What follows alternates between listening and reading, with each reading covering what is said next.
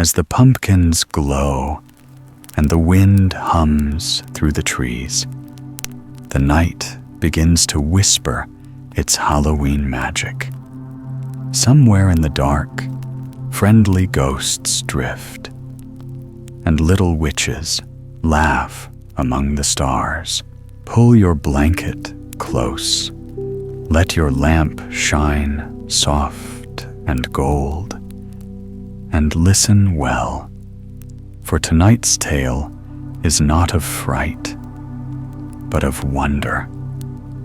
A story where even shadows have kind hearts, and every creak hides a tiny secret. Now hush, and let the magic begin.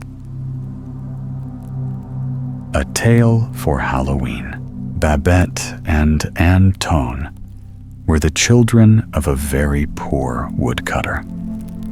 They lived in a little cottage on the side of a steep mountain, and the mountain looked upon a great forest. Now, though their father toiled in this forest from dawn until dark, he could earn but little. Wood in that region was plentiful, and woodcutters were numerous. Their mother made fine laces, which Antoine carried to the market to sell. But in spite of all their efforts, the poor parents seldom could give their children more than bread and broth to eat. Often indeed, the broth was lacking if the woodcutter found no hare in the traps he set. Babette and Antoine, however, were happy little children and never thought of their poverty. But it worried the woodcutter that Antoine was 10 years old and had not yet gone to school. Antoine's mother taught him to read and write, that the other boys and girls would not be too far beyond him. And Antoine studied his lessons diligently. Often, as he sat doing his sums on the hearthstone with a bit of charcoal for a pencil, his mother would sigh sadly. Antoine did not like his mother to be sad, and so he always laughed to cheer her. "Never fear, mother," he would say. "Soon I shall send myself to school. My vegetable patch does finely. Then, when I am a great scholar, you shall be poor no longer. My father shall have a team of oxen, and you a fine satin gown. Babette shall have a dozen real dollies instead of the turnip dollies she now rocks in her dolly cradle." "Ah, Antoine, my son," his mother would answer with a sigh, "unless you make your fortune as a maker of toys, I fear you will have no fortune at all. Your fingers are as clever as a wizard's even now, and though you are past 10, we cannot spare you to go to school." A Tale for Halloween. Girl with Doll. Was true, as she said. Antoine made boats from bits of cedar wood, and when he had fitted them with sails, you could not tell them from any that had come out of a shop. He carved a doll's cradle from a pine knot, and for a dolly, painted the white face of a turnip until one would think it was the face of some fair maiden. So blue were this turnip dolly's eyes, and so pink her cheeks. Her hair of golden corn silk fell in such waves, and her robe of young cabbage leaves was so green and beautiful. Then, as often as this turnip dolly faded and began to shrivel, Antone made another, which Babette declared was always more beautiful than the one before. Babette had never been to the village, and therefore knew nothing of real dollies. She loved her turnip babies tenderly indeed. She always carried them in her arm when she went with Antone to meet their father, and sang them little songs as she rocked them to sleep. Now, it happened one night in the season of Halloween that Antone sat carving jack-o'-lanterns to sell in the village. Babette, who was rocking her dolly to sleep, sat watching him. Being but 6, she knew nothing about the fun which comes with Halloween, and so she listened round-eyed with wonder to Antone, who knew all things about jack-o'-lanterns. When she heard that boys and girls dressed like goblins and witches frolicked in the village streets, Babette made up her mind to frolic too.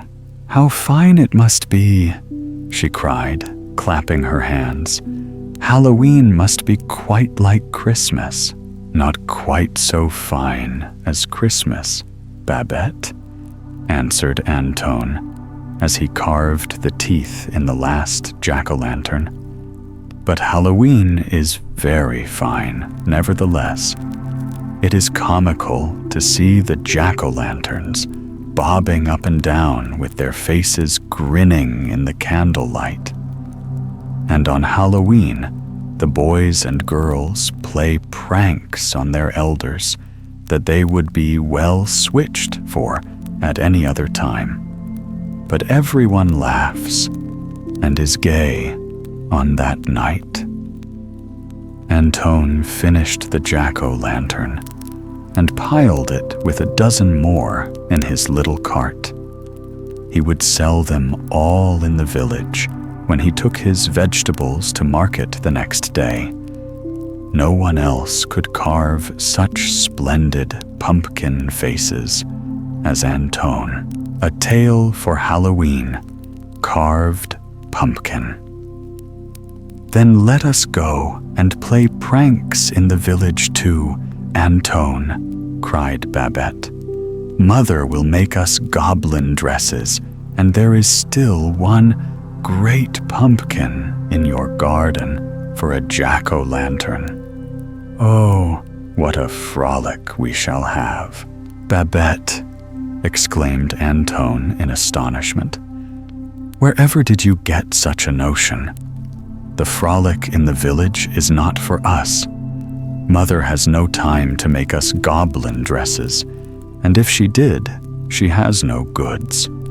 Besides, how should we find our way home through the forest?" "You know the way through the forest, Antone," insisted Babette. "And if Mother cannot make us goblin dresses, we can go without.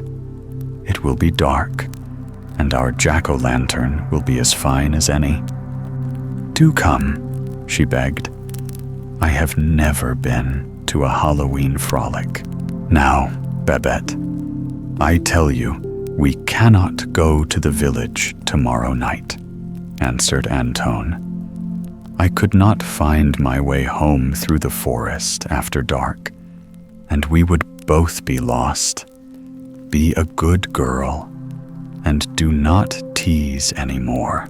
Antone spoke sternly, and Babette burst into tears. She was very fond of her own way, and when she could not have it, sometimes she was a very naughty little girl. She sobbed and wept so piteously that Antone found it hard to refuse her. However, he dared not go to the village at night, as he feared to lose his way in the forest. So Antone trotted Babette on his knee and whispered that he would buy her chocolate, but she only wept the harder. "Now, Babette," cried Antone at last, when Babette showed no signs of stopping. "I cannot take you to the village, but if you are a good girl and stop crying at once, I will make a little Halloween frolic just for you and me. Now promise me you will not cry anymore." Babette dried her eyes and promised. She wished a Halloween frolic, but whether she frolicked at home or in the village mattered not at all. "Will we wear goblin dresses or ghost dresses, Antone?" she asked. Antone puzzled a moment before he answered.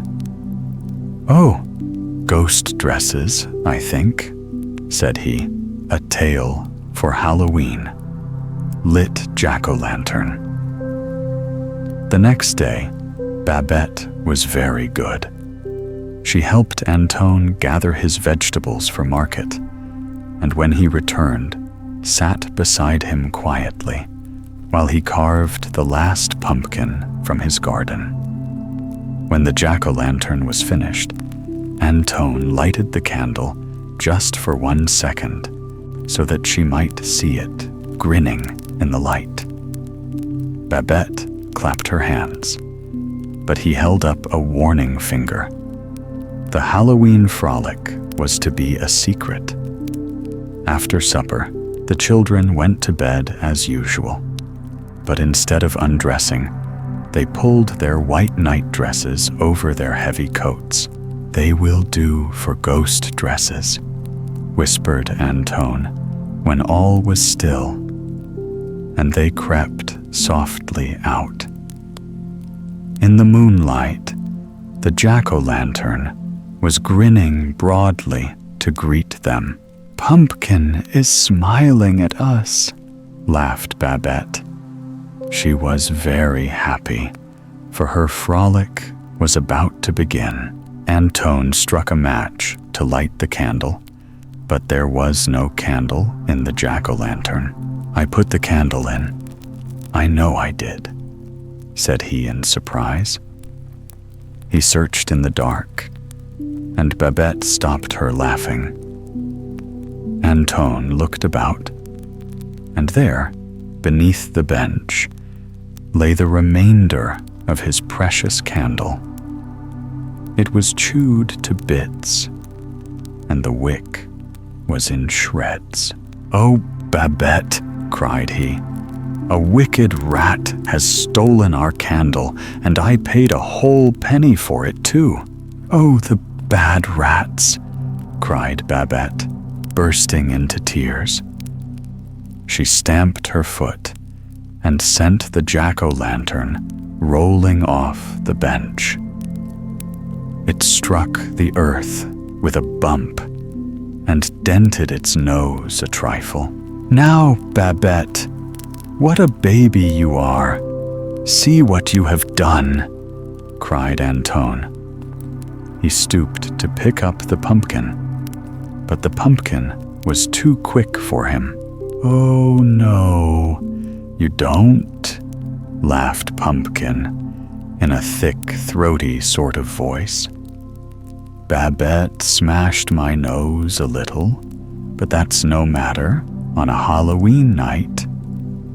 Goodbye, boys and girls," he called airily and rolled swiftly down the hill.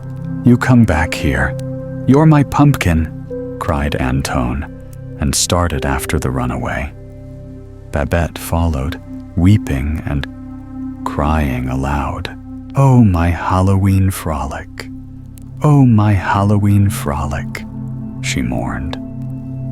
"Now we have no jack-o'-lantern and no candle either. But just you wait until he rolls down into the vegetable garden," shouted Antone as he chased the swiftly rolling pumpkin. "He'll have to stop at the hedge." He took his little sister's hand that she might run faster. Pumpkin rolled along just in front of them, but always just out of their reach.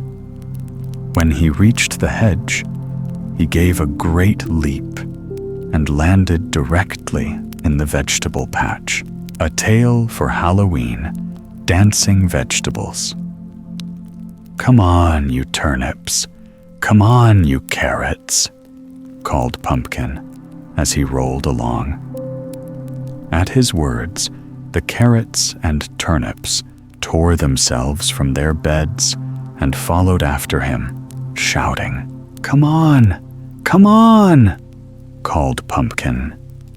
And parsnips and beets followed the carrots and turnips. "Look at Antone following us!" yelled Pumpkin, and all his vegetable followers turned and laughed in derision. "Ordinary nights, you may be master, Antone," cried they, "but not on Halloween. This is our night. Well, you wait until I catch you, and then see how hard you'll laugh," called Antone angrily. To see his vegetable patch laid waste made him furious. "But you'll wait until you catch us before you punish us, won't you, Antone?" they answered mockingly. "Oh, it's Halloween! It's Halloween!" sang Pumpkin, turning handsprings as he rolled along, and the rest of the vegetables did cartwheels as they went careering after him.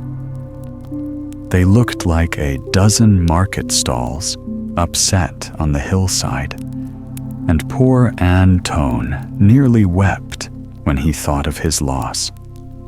He followed them with determination.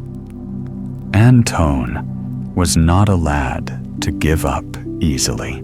A tale for Halloween, Dark Forest. "Follow me, follow me," sang Pumpkin as he led the way to a tiny door that opened beneath the forest.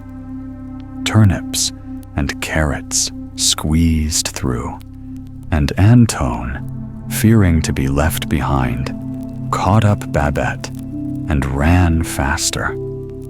Just as he reached the little door, a rough potato tried to slam it in his face. But Antone was too quick for him. He ran through and climbed down the hole into the underground forest. There he continued the chase, but the ground here was springy and elastic. And with each step, Antone began to gain on the vegetables. Babette's fatigue left her, and she shook herself free of Antone's hand. "We'll catch up to them," declared Antone as they ran along. Even as he spoke, Potato stubbed his toe, and Babette caught him. She held him firmly, although he squirmed and tried his best to get free. "Help! Help!" bawled Potato when he saw he was a prisoner. "Oh, Pumpkin, wait for me," he cried. The tears streamed from every one of his eyes, and he looked truly sad. At his cries, Pumpkin turned around, and all the vegetables followed their leader. "Come now, Antone," began Pumpkin in a persuasive voice. "You might let us have one night off, you know. Halloween is our night." Somewhere on his run, Pumpkin had picked up 2 twigs, and on these he now balanced himself rather unsteadily and thrust his leaves in the place where his pockets would have been if he had had pockets. He looked so very jolly, and his grin was so very broad that Antone was inclined to give up the prisoner. But just then, he thought of the ruined vegetable garden and grew angry again. "It is all very well for you to be polite, Pumpkin, and try to beg off your friend," said Antone. "But this is the very fellow that tried to slam the door in my face not 2 seconds ago." "Oh, Antone!" cried Potato. "That's wrong. It was 3 seconds ago, as true as I live. I looked at my watch just as I was trying to pinch your nose in the underground door. And it's quite 3 seconds ago. Maybe it's 4. A tale for Halloween. Carved pumpkin." "Oh, hush up," cried Pumpkin. "That's no way to talk when you are trying to beg off. Let him off for my sake, Antone," he continued in a most winning voice. "You'd get everlastingly tired of being in bed yourself. You know you would. See if you wouldn't take the first chance to kick up your heels if you could get it." "But Pumpkin," replied Antone, "think of my vegetable garden. It is ruined. I was saving all my vegetable money to go to school, and now I cannot go for ever and ever so long. Besides, how could I know you got tired of being in a bed? You never spoke to me before." "Well, I speak to you now," replied Pumpkin. "And as for your vegetable patch, we'll all make that up to you, won't we, boys?" "We will! We will!" called the vegetables in chorus, and the potato in Babette's little fist yelled the loudest of all. "There, now, you see we mean no harm," declared Pumpkin. "So let Potato go. Then you can both join us in our Halloween frolic." At the magic words, Halloween frolic, Babette put Potato down at once. She was bound to have her fun, and after all, the vegetables seemed to be a jolly lot. So peace was made, and the children followed the bobbing turnips and onions. Then shouts were heard, and Pumpkin ordered a halt. Presently, they were joined by a dozen or more cabbages. "You're nice ones," panted the cabbages. "There we sat in the storeroom, waiting for you to call us. And the first thing we knew, we saw you pelting off down the hill like mad things." "My gracious," said a very stout cabbage, who was terribly out of breath. "I'll have to take off my outer leaves before I go another step. I feel as though I were boiled." Antone recognized the cabbages at once.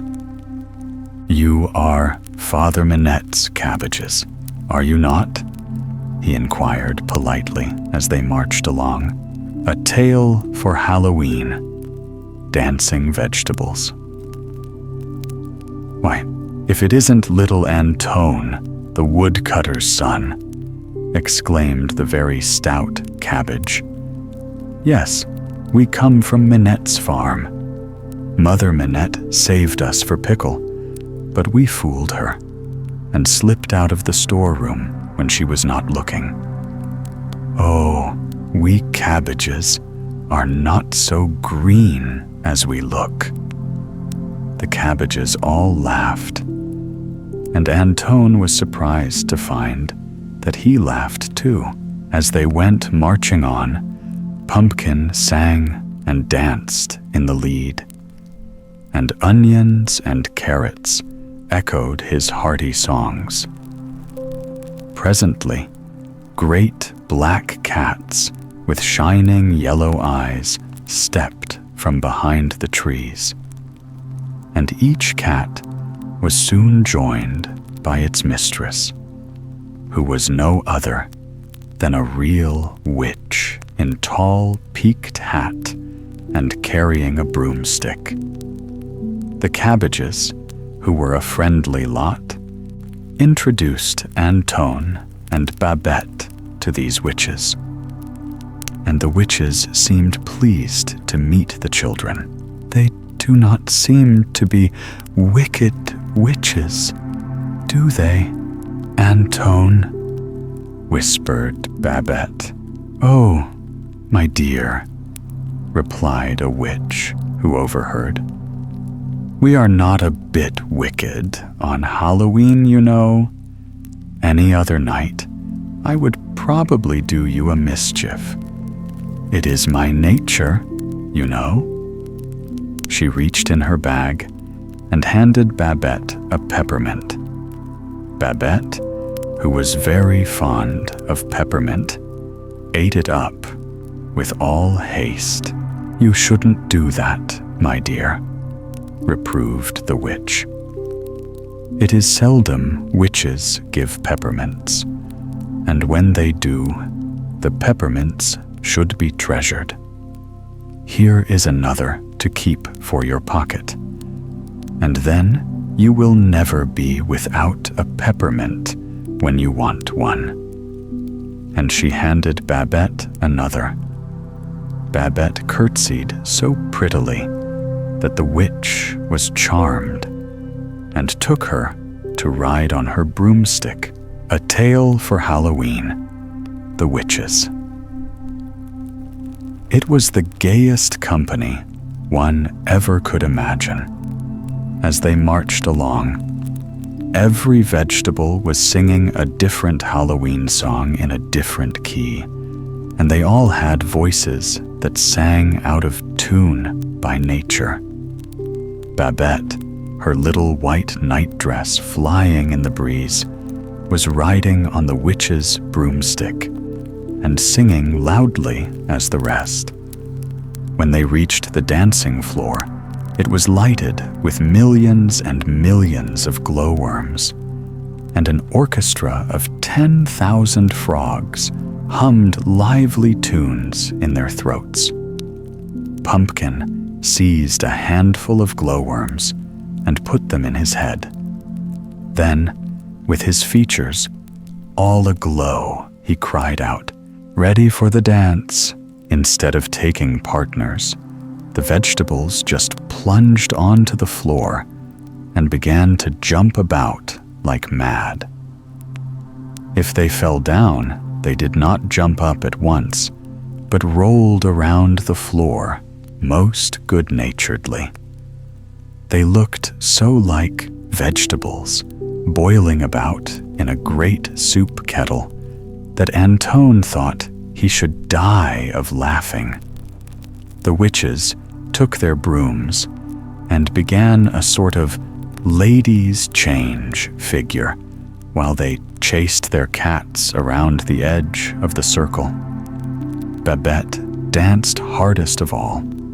She knew no more of dancing than any carrot or parsnip, but she capered wildly, singing at the top of her voice.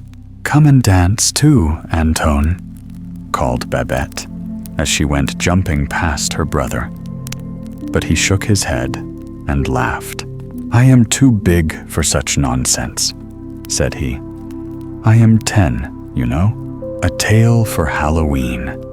Halloween frolic." "What nonsense!" cried a witch who was chasing her cat close by.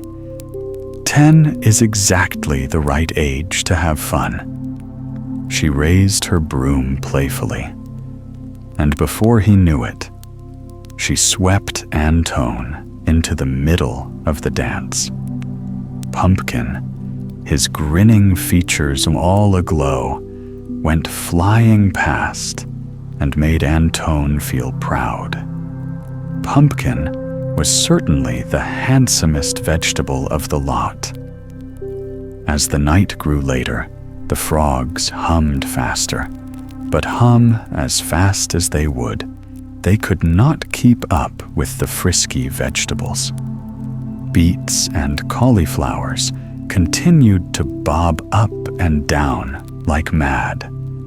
Cabbages from Minette's farm lost leaf after leaf. Carrots and onions grew battered from much tumbling about, and the merry din of song and laughter grew louder and louder. "Let's play blind man's buff," called Antone. "I'll be it and show you how to play." He tied the handkerchief over his eyes, and the witches and their black cats went darting hither and thither. The vegetables were so pleased with this new game that they would play nothing else. They might have been playing it yet had not a cock crowed suddenly. "Good gracious me!" cried a witch. "The glowworms are all gone out. It's nearly morning. All who are going back to the vegetable patch had best be on their way." "Not I," cried Pumpkin. "I've done with vegetable patches forevermore." "Not we," exclaimed the cabbages. "We're going to turn savage and be wild cabbages for the rest of our days. We shan't go back to Mother Minette's pickle jars." Straightway, every vegetable began to raise its voice and declare it would not go back to Antone's patch. "Oh, hush, all of you," cried the witch. "Stay in the woods for the rest of your life if you like. It is nothing to me. But what of Antone and Babette? Who is to take them home?" "Well, ma'am," replied Pumpkin with a low bow, "we thought that you might be good enough to give them a ride home on your broomstick."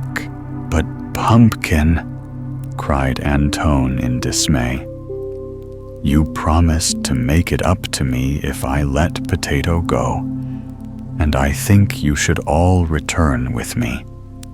I shall not have any vegetables if you all remain in the woods." "Oh, never worry about that, Antone," replied Pumpkin with a lordly air. "Here is a purse for each of you, and if you take good care never to lose them, you will have plenty of gold forever.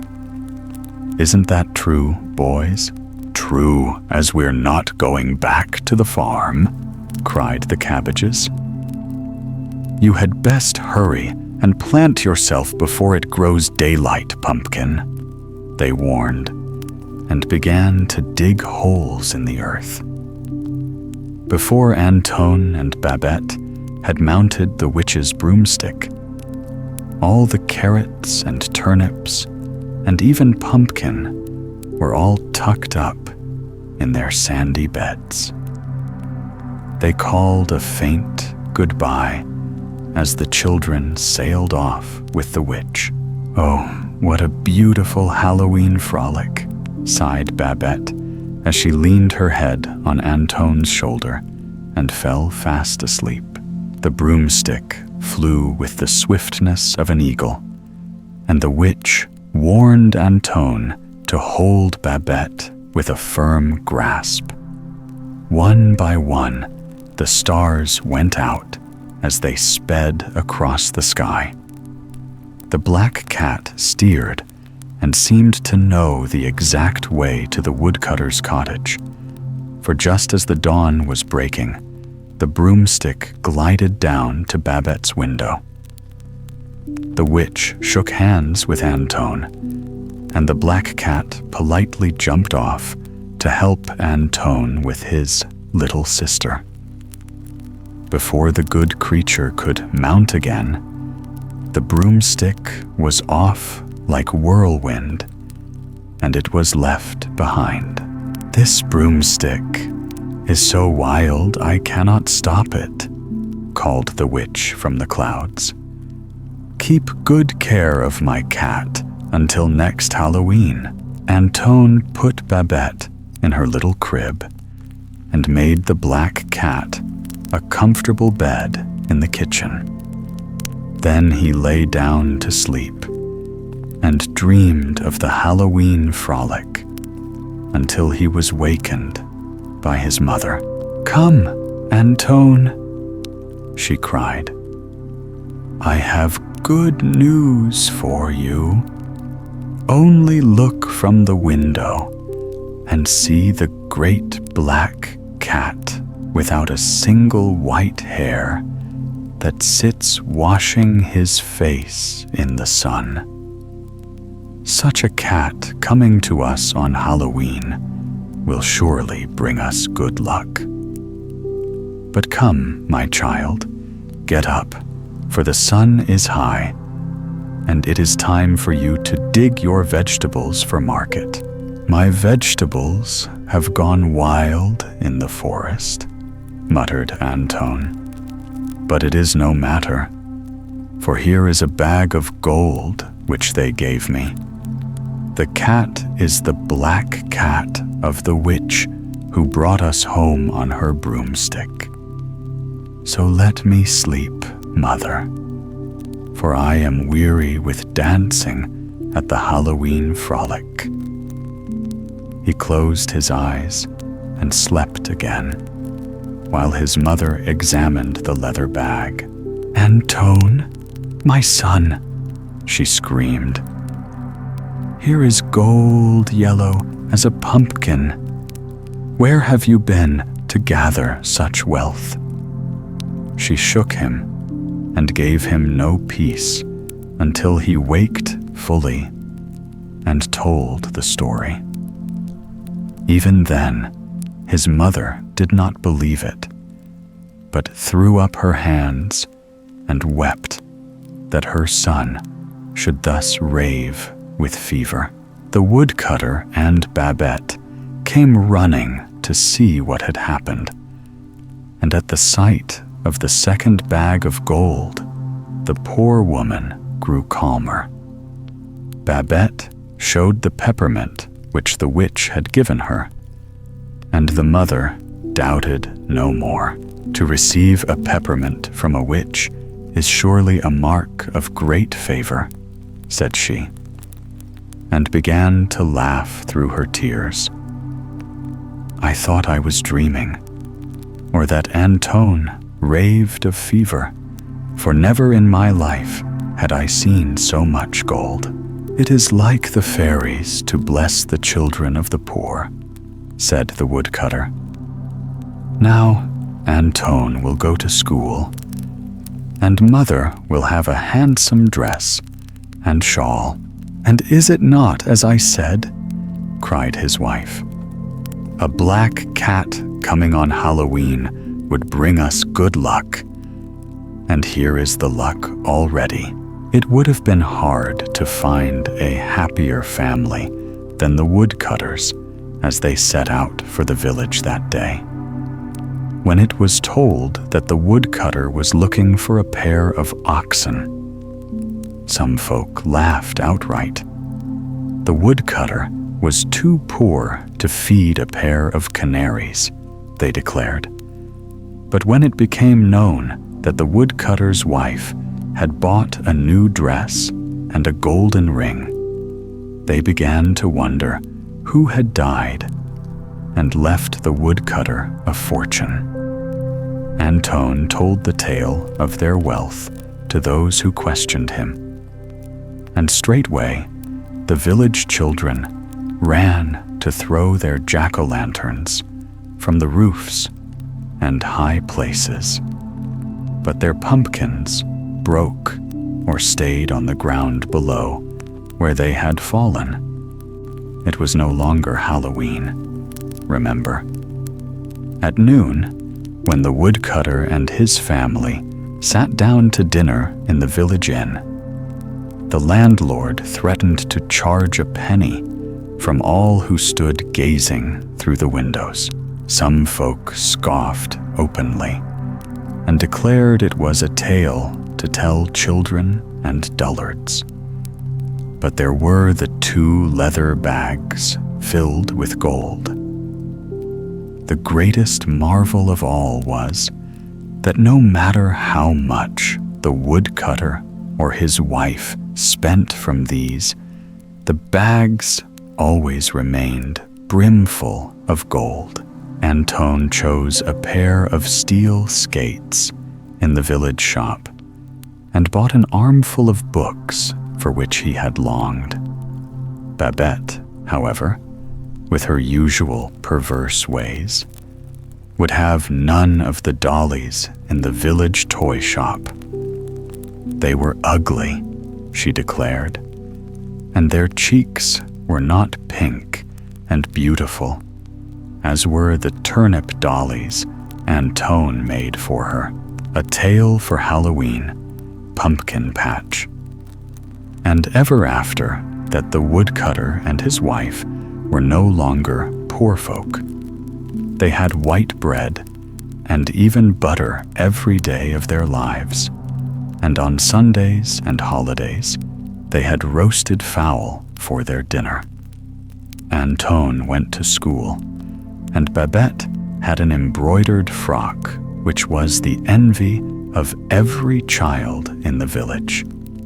Their mother no longer sighed as she went about her household tasks, and neither did she strain her eyes, making fine laces for market.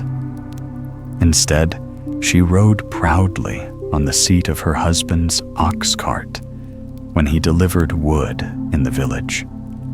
Sometimes, she even drank tea with the mayor's wife. Visitors from far and near went to see the famous spot where Antone's vegetables all ran away one Halloween night.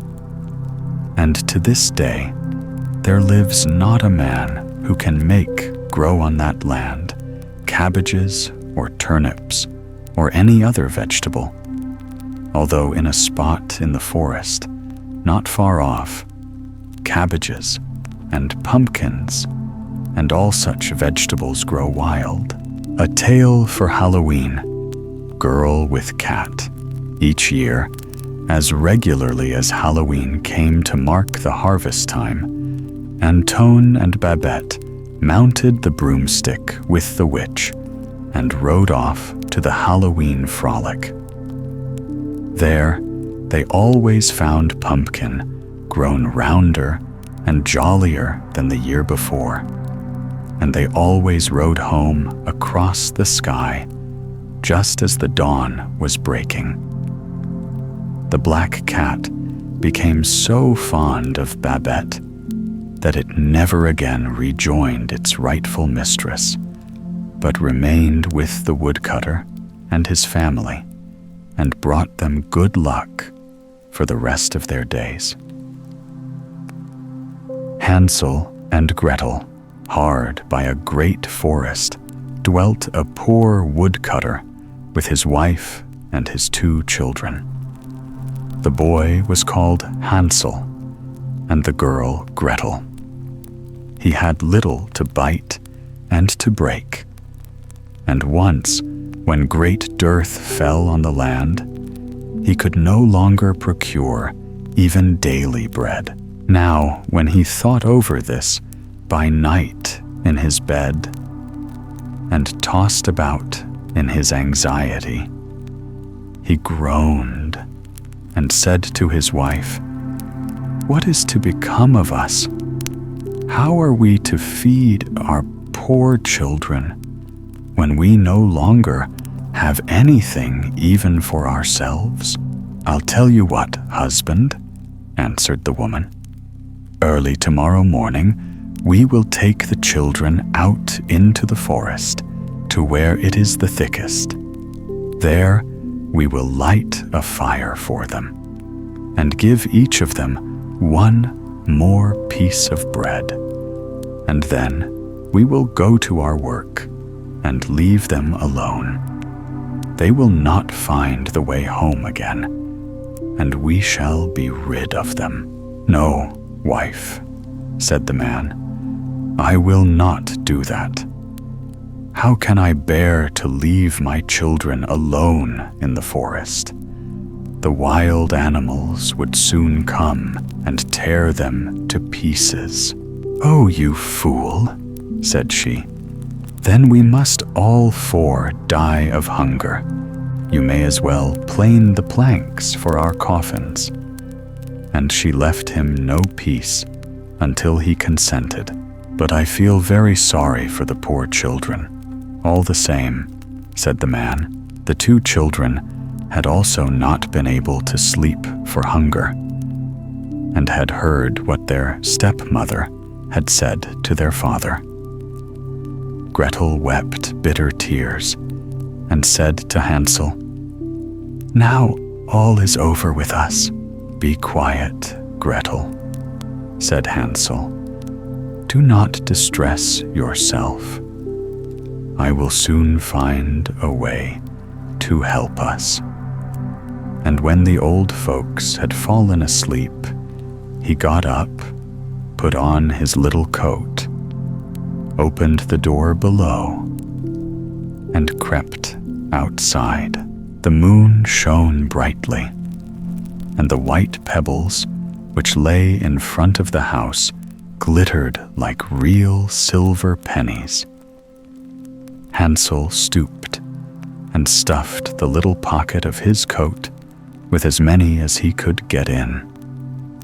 Then he went back and said to Gretel, "Be comforted, dear little sister, and sleep in peace. God will not forsake us." And he lay down again in his bed. When day dawned, but before the sun had risen, the woman came and awoke the two children, saying, "Get up, you sluggards. We are going into the forest to fetch wood." She gave each a little piece of bread and said, "There is something for your dinner, but do not eat it up before then, for you will get nothing else." Gretel took the bread under her apron, as Hansel had the pebbles in his pocket. Then they all set out together on the way to the forest. When they had walked a short time, Hansel stood still and peeped back at the house, and did so again and again. His father said, "Hansel, what are you looking at there and staying behind for? Pay attention, and do not forget how to use your legs." "Ah, father," said Hansel, "I am looking at my little white cat, which is sitting up on the roof and wants to say goodbye to me."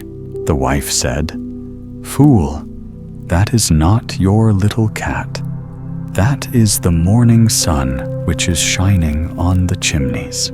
Hansel, however, had not been looking back at the cat, but had been constantly throwing one of the white pebble stones out of his pocket on the road. When they had reached the middle of the forest, the father said, "Now, children, pile up some wood, and I will light a fire that you may not be cold." Hansel and Gretel gathered brushwood together, as high as a little hill. The brushwood was lighted, and when the flames were burning very high, the woman said, "Now, children, lay yourselves down by the fire and rest. We will go into the forest and cut some wood. When we have done, we will come back and fetch you away." Hansel and Gretel sat by the fire, and when noon came, each ate a little piece of bread. And as they heard the strokes of the wood axe They believed that their father was near. It was not the axe, however, but a branch which he had fastened to a withered tree, which the wind was blowing backwards and forwards. And as they had been sitting such a long time, their eyes closed with fatigue, and they fell fast asleep. When at last they awoke, it was already dark night. Gretel began to cry and said, "How are we to get out of the forest now?" But Hansel comforted her and said, "Just wait a little until the moon has risen, and then we will soon find the way." And when the full moon had risen, Hansel took his little sister by the hand and followed the pebbles, which shone like newly coined silver pieces, and showed them the way. They walked the whole night long, and by break of day came once more to their father's house. They knocked at the door, and when the woman opened it and saw that it was Hansel and Gretel, she said, "You naughty children, why have you slept so long in the forest? We thought you were never coming back at all." The father, however, rejoiced, for it had cut him to the heart to leave them behind alone. Not long afterwards, there was once more great dearth throughout the land, and the children heard their mother saying at night to their father, "Everything is eaten again. We have 1/2 loaf left, and that is the end. The children must go. We will take them farther into the wood, so that they will not find their way out again. There is no other means of saving ourselves." The man's heart was heavy, and he thought, "It would be better for you to share the last mouthful with your children." The woman, however, would listen to nothing that he had to say, but scolded and reproached him. He who says A must say B. Likewise, and as he had yielded the first time, he had to do so a second time also. The children, however, were still awake and had heard the conversation. When the old folks were asleep, Hansel again got up and wanted to go out and pick up pebbles, as he had done before. But the woman had locked the door, and Hansel could not get out. Nevertheless, he comforted his little sister and said, "Do not cry, Gretel. Go to sleep quietly. The good God will help us." Early in the morning came the woman and took the children out of their beds. Their piece of bread was given to them, but it was still smaller than the time before. On the way into the forest, Hansel crumbled his in his pocket, and often stood still and threw a morsel on the ground. "Hansel, why do you stop and look round?" said the father. "Go on. I am looking back at my little pigeon, which is sitting on the roof, and wants to say goodbye to me," answered Hansel. "Fool," said the woman, "that is not your little pigeon. That is the morning sun that is shining on the chimney." Hansel, however, little by little, threw all the crumbs on the path. The woman led the children still deeper into the forest, where they had never in their lives been before. Then a great fire was again made, and the mother said, "Just sit there, you children, and when you are tired, you may sleep a little. We are going into the forest to cut wood, and in the evening, when we are done, we will come and fetch you away." When it was noon, Gretel shared her piece of bread with Hansel, who had scattered his by the way. Then they fell asleep, and evening passed, but no one came to the poor children. They did not awake until it was dark night, and Hansel comforted his little sister and said, "Just wait, Gretel, until the moon rises, and then we shall see the crumbs of bread which I have strewn about. They will show us our way home again." When the moon came, they set out, but they found no crumbs, for the many thousands of birds which fly about in the woods and fields had picked them all up. Hansel said to Gretel, "We shall soon find the way," but they did not find it. They walked the whole night and all the next day, too, from morning till evening. But they did not get out of the forest and were very hungry, for they had nothing to eat but 2 or 3 berries, which grew on the ground. And as they were so weary that their legs would carry them no longer, they lay down beneath a tree and fell asleep. It was now 3 mornings since they had left their father's house. They began to walk again, but they always came deeper into the forest. And if help did not come soon, they must die of hunger and weariness. When it was midday, they saw a beautiful snow-white bird sitting on a bough, which sang so delightfully that they stood still and listened to it. And when its song was over, it spread its wings and flew away before them. And they followed it until they reached a little house, on the roof of which it alighted. And when they approached the little house, they saw that it was built of bread and covered with cakes, but that the windows were of clear sugar. "We will set to work on that," said Hansel, "and have a good meal. I will eat a bit of the roof, and you, Gretel, can eat some of the window. It will taste sweet." Hansel reached up above and broke off a little of the roof to try how it tasted. And Gretel leant against the window and nibbled at the panes.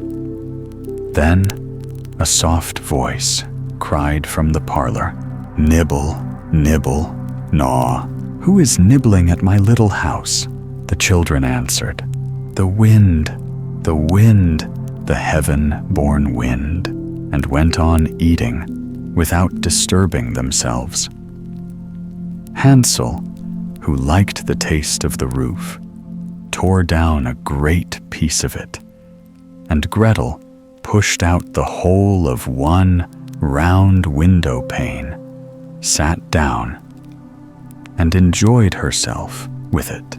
Suddenly, the door opened, and a woman as old as the hills, who supported herself on crutches, came creeping out.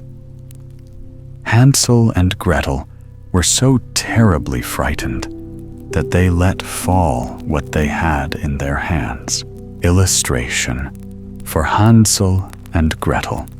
The old woman, however, nodded her head and said, "Oh, you dear children, who has brought you here? do come in and stay with me. No harm shall happen to you." She took them both by the hand and led them into her little house. Then good food was set before them, milk and pancakes with sugar, apples, and nuts. Afterwards, 2 pretty little beds were covered with clean white linen, and Hansel and Gretel lay down in them and thought they were in heaven. The old woman had only pretended to be so kind. She was, in reality, a wicked witch who lay in wait for children, and had only built the little house of bread in order to entice them there. When a child fell into her power, she killed it, cooked, and ate it. And that was a feast day with her. Witches have red eyes and cannot see far, but they have a keen scent like the beasts, and are aware when human beings draw near. When Hansel and Gretel came into her neighborhood, she laughed with malice and said mockingly, "I have them. They shall not escape me again." Early in the morning, before the children were awake, she was already up. And when she saw both of them sleeping and looking so pretty, with their plump and rosy cheeks, she muttered to herself, "That will be a dainty mouthful." Then she seized Hansel with her shriveled hand, carried him into a little stable, and locked him in behind a grated door. Scream as he might, it would not help him. Then she went to Gretel, shook her till she awoke, and cried, "Get up, lazy thing, fetch some water, and cook something good for your brother. He is in the stable outside, and is to be made fat. When he is fat, I will eat him." Gretel began to weep bitterly, but it was all in vain, for she was forced to do what the wicked witch commanded. And now the best food was cooked for poor Hansel, but Gretel got nothing but crab shells. Every morning, the woman crept to the little stable and cried, "Hansel, stretch out your finger, that I may feel if you will soon be fat."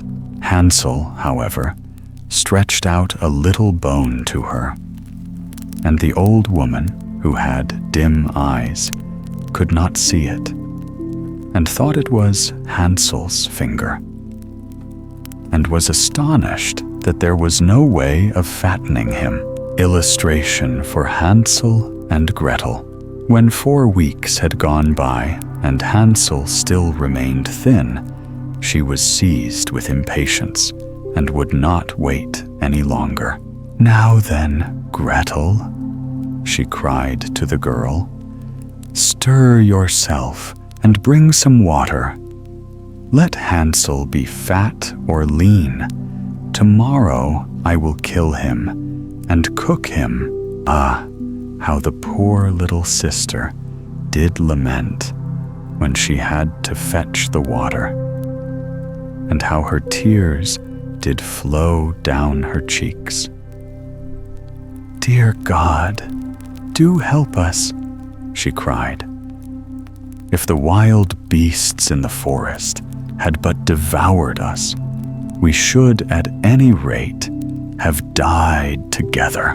"Just keep your noise to yourself," said the old woman. "It won't help you at all." Early in the morning, Gretel had to go out and hang up the cauldron with the water and light the fire. "We will bake first," said the old woman. "I have already heated the oven and kneaded the dough." She pushed poor Gretel out to the oven, from which flames of fire were already darting. "Creep in," said the witch, "and see if it properly heated, so that we can put the bread in." And once Gretel was inside, she intended to shut the oven and let her bake in it, and then she would eat her too. But Gretel saw what she had in mind and said, "I do not know how I am to do it. How do I get in?" "Silly goose," said the old woman. "The door is big enough. Just look. I can get in myself." And she crept up and thrust her head into the oven. Then Gretel gave her a push that drove her far into it, and shut the iron door, and fastened the bolt. Illustration for Hansel and Gretel. Oh. Then she began to howl quite horribly, but Gretel ran away, and the godless witch was miserably burnt to death. Gretel, however, ran like lightning to Hansel, opened his little stable, and cried, "Hansel, we are saved. The old witch is dead." Then Hansel sprang like a bird from its cage when the door is opened. How they did rejoice and embrace each other, and dance about and kiss each other. And as they had no longer any need to fear her, they went into the witch's house. And in every corner there stood chests full of pearls and jewels. "These are far better than pebbles," said Hansel, and thrust into his pockets whatever could be got in. And Gretel said, "I too will take something home with me," and filled her pinafore full. "But now we must be off," said Hansel, "that we may get out of the witch's forest." When they had walked for 2 hours, they came to a great stretch of water. "We cannot cross," said Hansel. "I see no footplank and no bridge, and there is also no ferry," answered Gretel. "But a white duck is swimming there. If I ask her, she will help us over." Then she cried, little duck, dost thou see? Hansel and Gretel are waiting for thee. There's never a plank or bridge in sight. Take us across on thy back so white." The duck came to them, and Hansel seated himself on its back and told his sister to sit by him. "No," replied Gretel, "that will be too heavy for the little duck. She shall take us across, one after the other." The good little duck did so, and when they were once safely across and had walked for a short time, the forest seemed to be more and more familiar to them. And at length they saw from afar their father's house. Then they began to run, rushed into the parlor, and threw themselves round their father's neck. The man had not known one happy hour since he had left the children in the forest. The woman, however, was dead. Gretel emptied her pinafore until pearls and precious stones ran about the room, and Hansel threw one handful after another out of his pocket to add to them. Then all anxiety was at an end, and they lived together in perfect happiness. My tale is done. there runs a mouse. Whosoever catches it may make himself a big fur cap out of it. The Two Sisters. Once upon a time, there were two sisters who were as like each other as two peas in a pod. But one was good, and the other was bad-tempered. Now their father had no work, so the girls began to think of going to service. "I will go first and see what I can make of it," said the younger sister, ever so cheerfully. "Then you, sis, can follow if I have good luck." So she packed up a bundle, said goodbye, and started to find a place. But no one in the town wanted a girl, and she went farther afield into the country. And as she journeyed, she came upon an oven in which a lot of loaves were baking. Now, as she passed, the loaves cried out with one voice, little girl, take us out. Please take us out. We have been baking for 7 years, and no one has come to take us out. Do take us out, or we shall soon be burnt." Then, being a kind, obliging little girl, she stopped, put down her bundle, took out the bread, and went on her way, saying, "You will be more comfortable now." After a time, she came to a cow lowing beside an empty pail. And the cow said to her, little girl, milk me, please milk me. 7 years have I been waiting, but no one has come to milk me."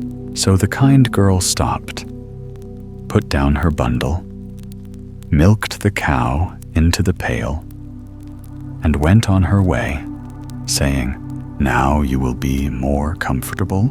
By and by, she came to an apple tree so laden with fruit that its branches were nigh to break. And the apple tree called to her, little girl,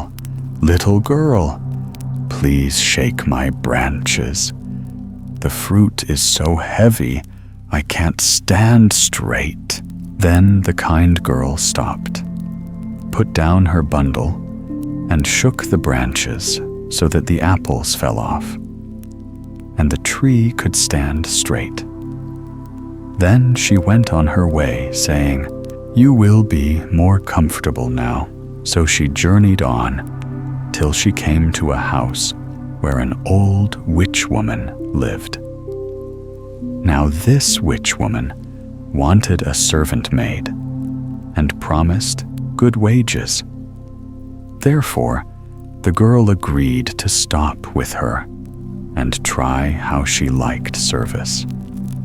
She had to sweep the floor, keep the house clean and tidy, the fire bright and cheery. But there was one thing the witch woman said she must never do, and that was look up the chimney. "If you do," said the witch woman, "something will fall down on you, and you will come to a bad end."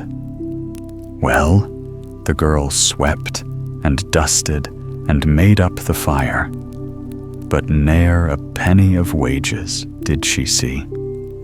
Now the girl wanted to go home, as she did not like witch service, for the witch used to have boiled babies for supper and bury the bones under some stones in the garden.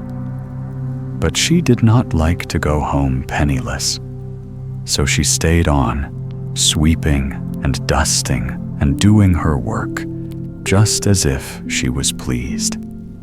Then one day, as she was sweeping up the hearth, down tumbled some soot, and, without remembering she was forbidden to look up the chimney, she looked up to see where the soot came from. And lo and behold, A big bag of gold fell plump into her lap. Now the witch happened to be out on one of her witch errands. So the girl thought it a fine opportunity to be off home. So she kilted up her petticoats and started to run home. But she had only gone a little way when she heard the witch woman coming after her on her broomstick. Now the apple tree she had helped to stand straight happened to be quite close. So she ran to it and cried, apple tree, hide me. So the old witch can't find me, for if she does, she'll pick my bones and bury me under the garden stones. Then the apple tree said, of course I will. You helped me to stand straight, and one good turn deserves another. So the apple tree hid her finely in its green branches.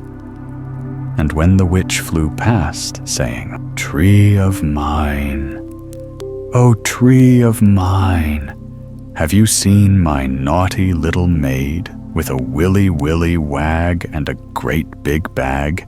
She's stolen my money, all I had. The apple tree answered, no, mother dear, not for 7 years. So the witch flew on the wrong way, and the girl got down, thanked the tree politely, and started again. But just as she got to where the cow was standing beside the pail, she heard the witch coming again. So she ran to the cow and cried, cow, please hide me, so the witch can't find me. If she does, she'll pick my bones and bury me under the garden stones. Certainly I will, answered the cow. Didn't you milk me and make me comfortable? Hide yourself behind me, and you'll be quite safe. And when the witch flew by and called to the cow, oh cow of mine, have you seen my naughty little maid with a willy wag and a great big bag, who stole my money, all that I had? She just said politely, no, mother dear, not for 7 years. Then the old witch went on in the wrong direction, and the girl started afresh on her way home. But just as she got to where the oven stood, she heard that horrid old witch coming behind her again. So she ran as fast as she could to the oven and cried, oh oven, hide me. So as the witch can't find me, for if she does, she'll pick my bones and bury them under the garden stones. Then the oven said, I am afraid there is no room for you, as another batch of bread is baking. But there is the baker. Ask him. So she asked the baker, and he said, of course I will. You saved my last batch from being burnt, so run into the bakehouse. You will be quite safe there, and I will settle the witch for you. So she hid in the bakehouse, only just in time, for there was the old witch calling angrily, oh man of mine, have you seen my naughty little maid with a willy wag and a great big bag, who stole my money, all I had? Then the baker replied, look in the oven, she may be there. And the witch alighted from her broomstick and peered into the oven. But she could see no one. Creep in and look in the farthest corner, said the baker, slyly. and the witch crept in when, bang, he shut the door in her face. And there she was, roasting. And when she came out with the bread, she was all crisp and brown, and had to go home as best she could and put cold cream all over her. But the kind, obliging little girl got safe home with her bag of money. Now the ill-tempered elder sister was very jealous of this good luck and determined to get a bag of gold for herself. So she, in her turn, packed up a bundle and started to seek service by the same road. But when she came to the oven, and the loaves begged her to take them out because they had been baking 7 years and were nigh to burning, she tossed her head and said, "A likely story indeed, that I should burn my fingers to save your crusts. No, thank you."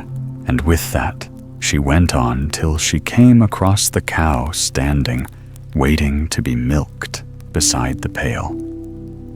But when the cow said, little girl, milk me, please milk me. I've waited 7 years to be milked."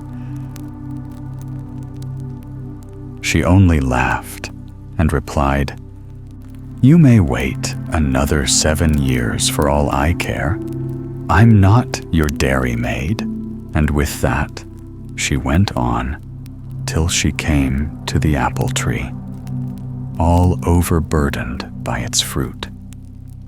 But when it begged her to shake its branches, she only giggled, and plucking one ripe apple, said, "One is enough for me. You can keep the rest yourself." And with that, she went on munching the apple till she came to the witch woman's house. Now the witch woman, though she had got over being crisp and brown from the oven, was dreadfully angry with all little maid servants, and made up her mind this one should not trick her. So for a long time she never went out of the house.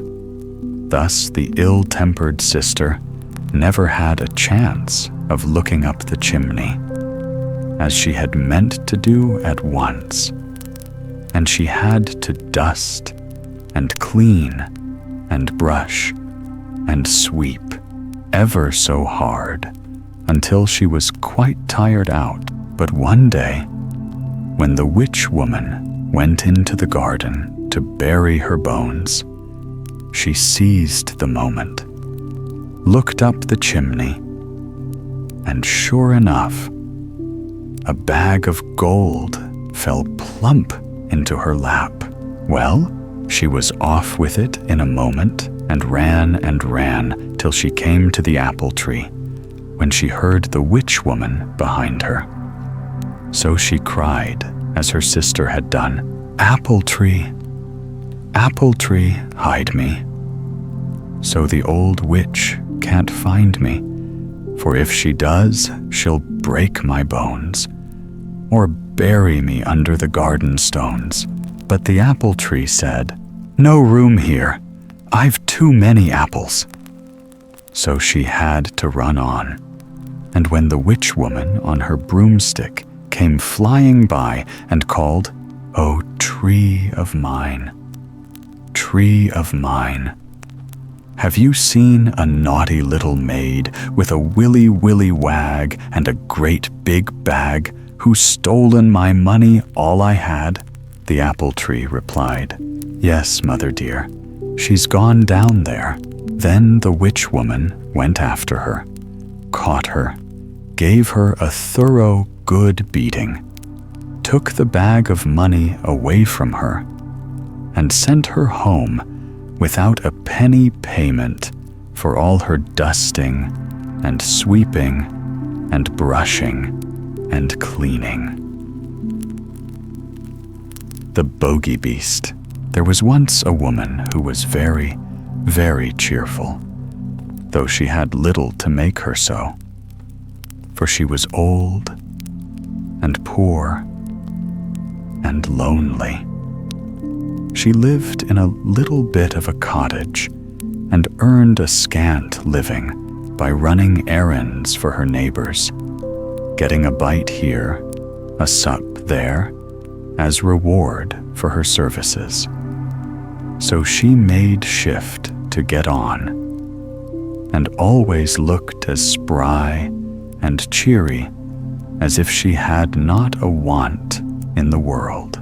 Now, one summer evening, as she was trotting, full of smiles as ever, along the high road to her hovel, what should she see but a big black pot lying in the ditch?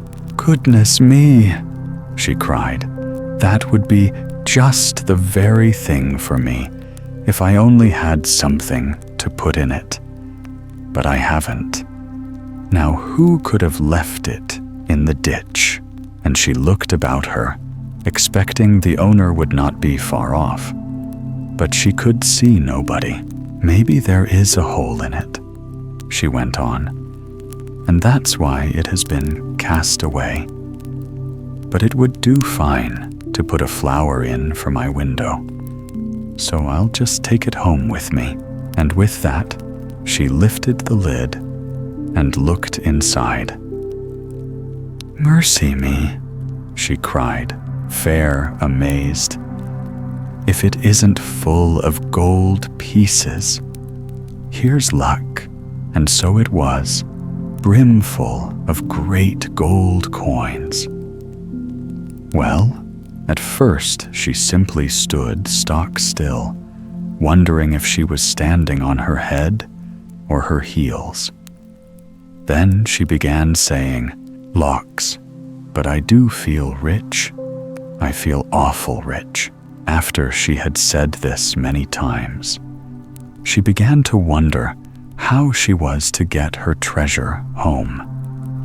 It was too heavy for her to carry, and she could see no better way than to tie the end of her shawl to it and drag it behind her like a go-kart. "It will soon be dark," she said to herself as she trotted along. "So much the better. The neighbors will not see what I'm bringing home, and I shall have all the night to myself and be able to think what I'll do. Mayhap I'll buy a grand house and just sit by the fire with a cup of tea and do no work at all, like a queen. Or maybe I'll bury it at the garden foot and just keep a bit in the old china teapot on the chimney piece. Or maybe, goody, I feel that grand I don't know myself." By this time, she was a bit tired of dragging such a heavy weight, and stopping to rest a while, turned to look at her treasure, and lo, it wasn't a pot of gold at all. It was nothing but a lump of silver. She stared at it, and rubbed her eyes, and stared at it again. "Well, I never," she said at last. "And me thinking it was a pot of gold. I must have been dreaming. But this is luck. Silver is far less trouble, easier to mind, and not so easy stolen. Them gold pieces would have been the death o' me, and with this great lump of silver." So she went off again, planning what she would do, and feeling as rich, until becoming a bit tired again, she stopped to rest, and gave a look round to see if her treasure was safe. And she saw nothing but a great lump of iron. "Well, I never," says she again, "and I mistaking it for silver. I must have been dreaming. But this is luck. It's real convenient. I can get penny pieces for old iron, and penny pieces are a deal handier for me than your gold and silver. Why, I should never have slept a wink for fear of being robbed. But a penny piece comes in useful, and I shall sell that iron for a lot and be real rich, rolling rich." So on she trotted, full of plans as to how she would spend her penny pieces, till once more she stopped to rest and looked round to see her treasure was safe. And this time she saw nothing but a big stone. "Well, I never," she cried, full of smiles. "And to think I mistook it for iron. I must have been dreaming. But here's luck indeed, and me wanting a stone terrible bad to stick open the gate. Eh my, but it's a change for the better.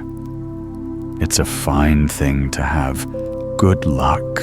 So, all in a hurry to see how the stone would keep the gate open, she trotted off down the hill till she came to her own cottage. She unlatched the gate and then turned to unfasten her shawl from the stone which lay on the path behind her. Aye, it was a stone sure enough. There was plenty light to see it lying there, douce and peaceable as a stone should. So she bent over it to unfasten the shawl end, when, oh my! All of a sudden, it gave a jump, a squeal, and in one moment was as big as a haystack. Then it let down 4 great lanky legs and threw out 2 long ears, nourished a great long tail, and romped off, kicking and squealing and whinnying and laughing like a naughty, mischievous boy. The old woman stared after it till it was fairly out of sight. Then she burst out laughing too. "Well," she chuckled, "I am in luck. Quite the luckiest body hereabouts. Fancy my seeing the Bogey-Beast all to myself, and making myself so free with it too.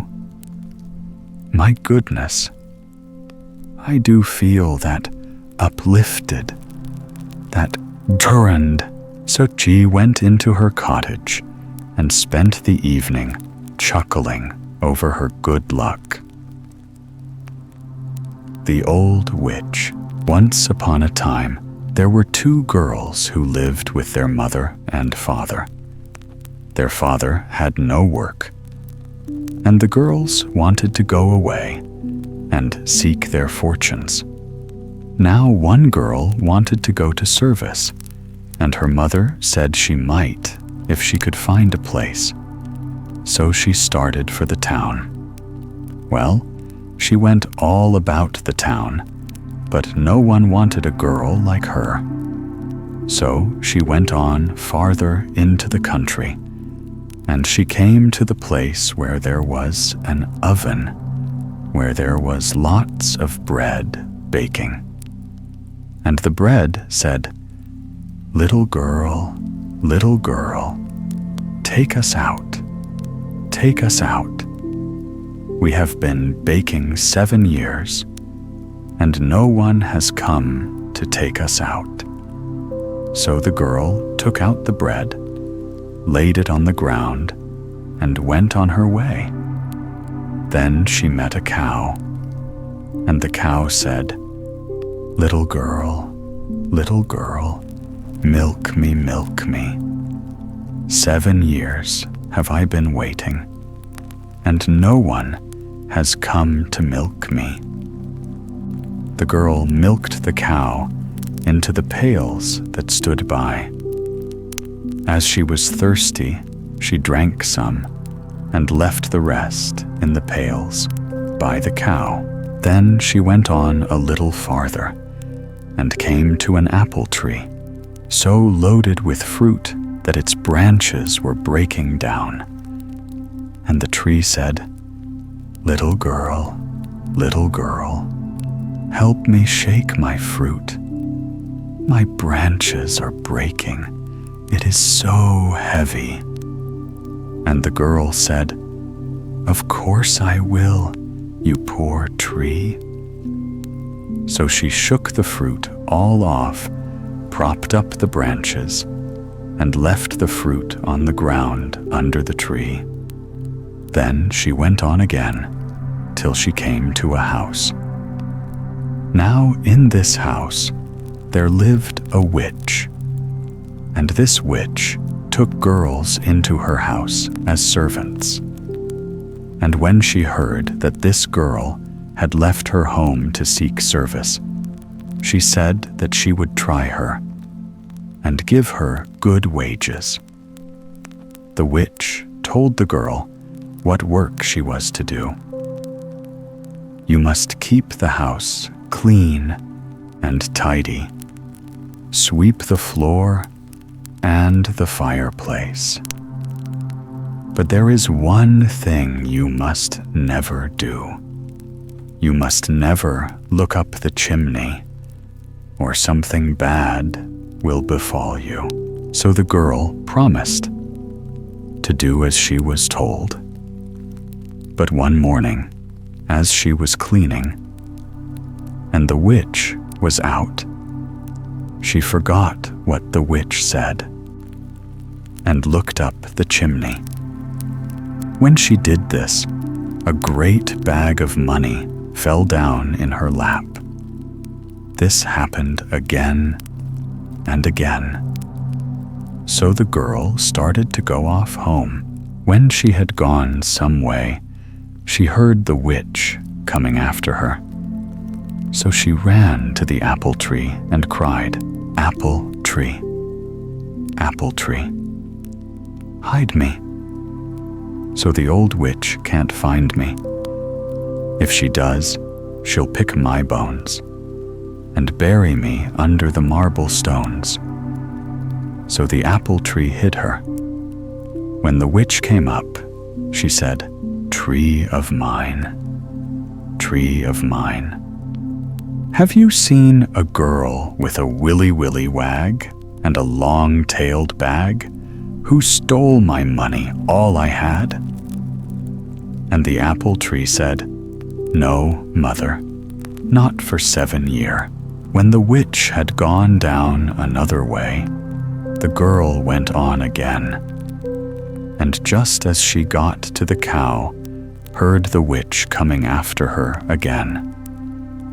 So she ran to the cow and cried, cow, hide me, so the old witch can't find me. If she does, she'll pick my bone and bury me under the marble stones. So the cow hid her. When the old witch came up, she looked about and said to the cow, cow of mine,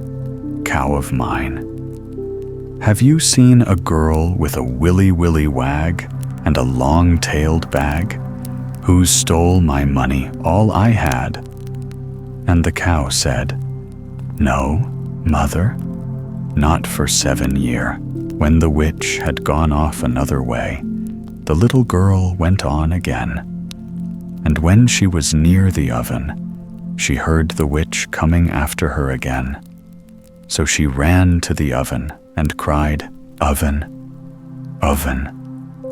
hide me, so the old witch can't find me. If she does, she'll pick my bones and bury me under the marble stones." And the oven said, "I've no room. Ask the baker." And the baker hid her behind the oven. When the witch came up, she looked here and there and everywhere, and then said to the baker, "Man of mine, man of mine, have you seen a girl with a willy-willy wag and a long-tailed bag, who stole my money, all I had?" So the baker said, "Look in the oven." The old witch went to look, and the oven said, "Get in and look in the furthest corner." The witch did so, and when she was inside, the oven shut her door, and the witch was kept there for a very long time. The girl then went off again and reached her home with her money bags, married a rich man, and lived happy ever afterwards. The other sister then thought she would go and do the same, and she went the same way. But when she reached the oven, and the bread said, little girl, take us out. 7 years have we been baking, and no one has come to take us out." The girl said, "No, I don't want to burn my fingers." So she went on till she met the cow, and the cow said, little girl, milk me do. 7 years have I been waiting, and no one has come to milk me." But the girl said, "No, I can't milk you. I'm in a hurry," and went on faster. Then she came to the apple tree, and the apple tree asked her to help shake the fruit. "No, I can't. Another day perhaps I may," and went on till she came to the witch's house. Well, it happened to her just the same as to the other girl. She forgot what she was told, and one day when the witch was out, looked up the chimney, and down fell a bag of money. Well, she thought she would be off at once. When she reached the apple tree, she heard the witch coming after her, and she cried, apple tree, hide me, so the old witch can't find me. If she does, she'll pick my bones and bury me under the marble stones." But the tree didn't answer, and she ran on further. Presently, the witch came up and said, tree of mine, have you seen a girl with a willy-willy wag and a long-tailed bag, who stole my money, all I had?" The tree said, "Yes, mother, she's gone down that way." So the old witch went after her and caught her.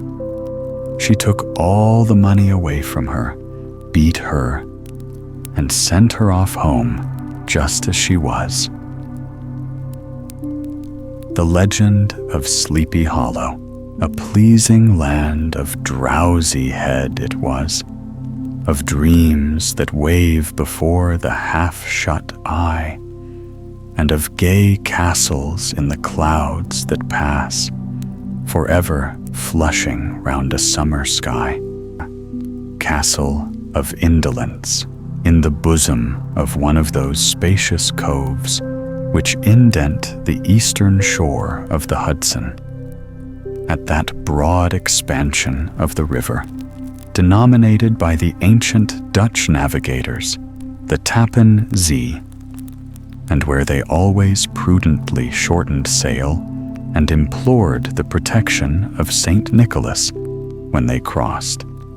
There lies a small market town or rural port, which by some is called Greensburg, but which is more generally and properly known by the name of Tarry Town.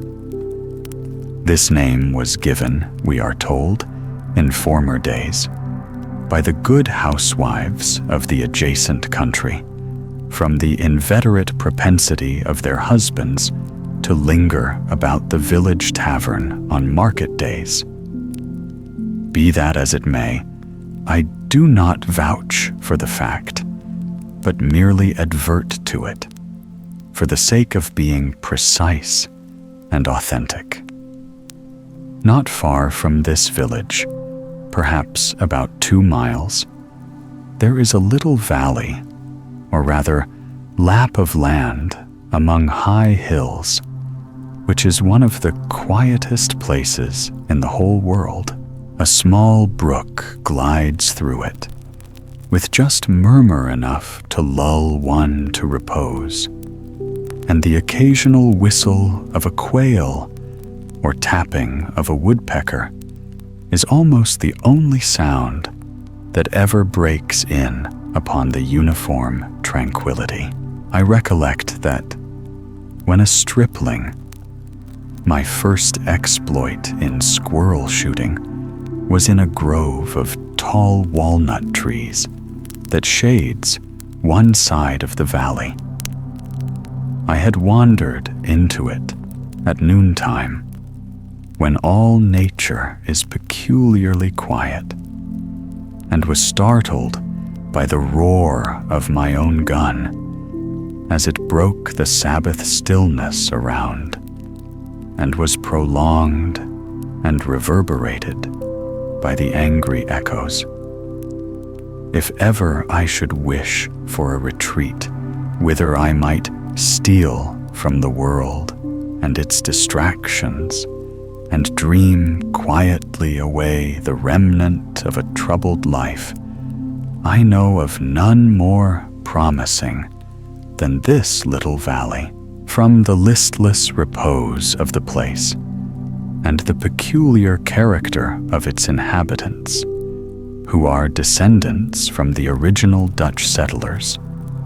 This sequestered glen has long been known by the name of Sleepy Hollow, and its rustic lads are called the Sleepy Hollow Boys throughout all the neighboring country. A drowsy, dreamy influence seems to hang over the land and to pervade the very atmosphere. Some say that the place was bewitched by a high German doctor during the early days of the settlement. Others, that an old Indian chief, the prophet or wizard of his tribe, held his powwows there before the country was discovered by Master Hendrik Hudson. Certain it is, the place still continues under the sway of some witching power that holds a spell over the minds of the good people, causing them to walk in a continual reverie. They are given to all kinds of marvelous beliefs, are subject to trances and visions, and frequently see strange sights and hear music and voices in the air. The whole neighborhood abounds with local tales, haunted spots, and twilight superstitions. Stars shoot, and meteors glare oftener across the valley than in any other part of the country. And the nightmare, with her whole ninefold, seems to make it the favorite scene of her gambols. The dominant spirit, however, that haunts this enchanted region, and seems to be commander-in-chief of all the powers of the air, is the apparition of a figure on horseback, without a head. It is said by some to be the ghost of a Hessian trooper whose head had been carried away by a cannonball in some nameless battle during the Revolutionary War, and who is ever and anon seen by the country folk hurrying along in the gloom of night, as if on the wings of the wind. His haunts are not confined to the valley, but extend at times to the adjacent roads, and especially to the vicinity of a church at no great distance. Indeed, certain of the most authentic historians of those parts, who have been careful in collecting and collating the floating facts concerning this specter, allege that the body of the trooper having been buried in the churchyard, the ghost rides forth to the scene of battle in nightly quest of his head, and that the rushing speed with which he sometimes passes along the hollow like a midnight blast is owing to his being belated and in a hurry to get back to the churchyard before daybreak. Such is the general purport of this legendary superstition, which has furnished materials for many a wild story in that region of shadows. And the specter is known at all the country firesides by the name of the Headless Horseman of Sleepy Hollow. It is remarkable that the visionary propensity I have mentioned is not confined to the native inhabitants of the valley, but is unconsciously imbibed by everyone who resides there for a time. However wide awake they may have been before they entered that sleepy region, they are sure, in a little time, to inhale the witching influence of the air and begin to grow imaginative, to dream dreams and see apparitions. I mention this peaceful spot with all possible laud, for it is in such little retired Dutch valleys, found here and there embosomed in the great state of New York, that population, manners, and customs remain fixed, while the great torrent of migration and improvement, which is making such incessant changes in other parts of this restless country, sweeps by them unobserved. They are like those little nooks of still water which border a rapid stream, where we may see the straw and bubble riding quietly at anchor, or slowly revolving in their mimic harbor, undisturbed by the rush of the passing current. Though many years have elapsed since I trod the drowsy shades of Sleepy Hollow, yet I question whether I should not still find the same trees and the same families vegetating in its sheltered bosom. In this byplace of nature, there abode, in a remote period of American history, that is to say, some 30 years since, a worthy wight of the name of Ichabod Crane, who sojourned, or, as he expressed it, tarried in Sleepy Hollow, for the purpose of instructing the children of the vicinity. He was a native of Connecticut, a state which supplies the Union with pioneers for the mind as well as for the forest, and sends forth yearly its legions of frontier woodmen and country schoolmasters.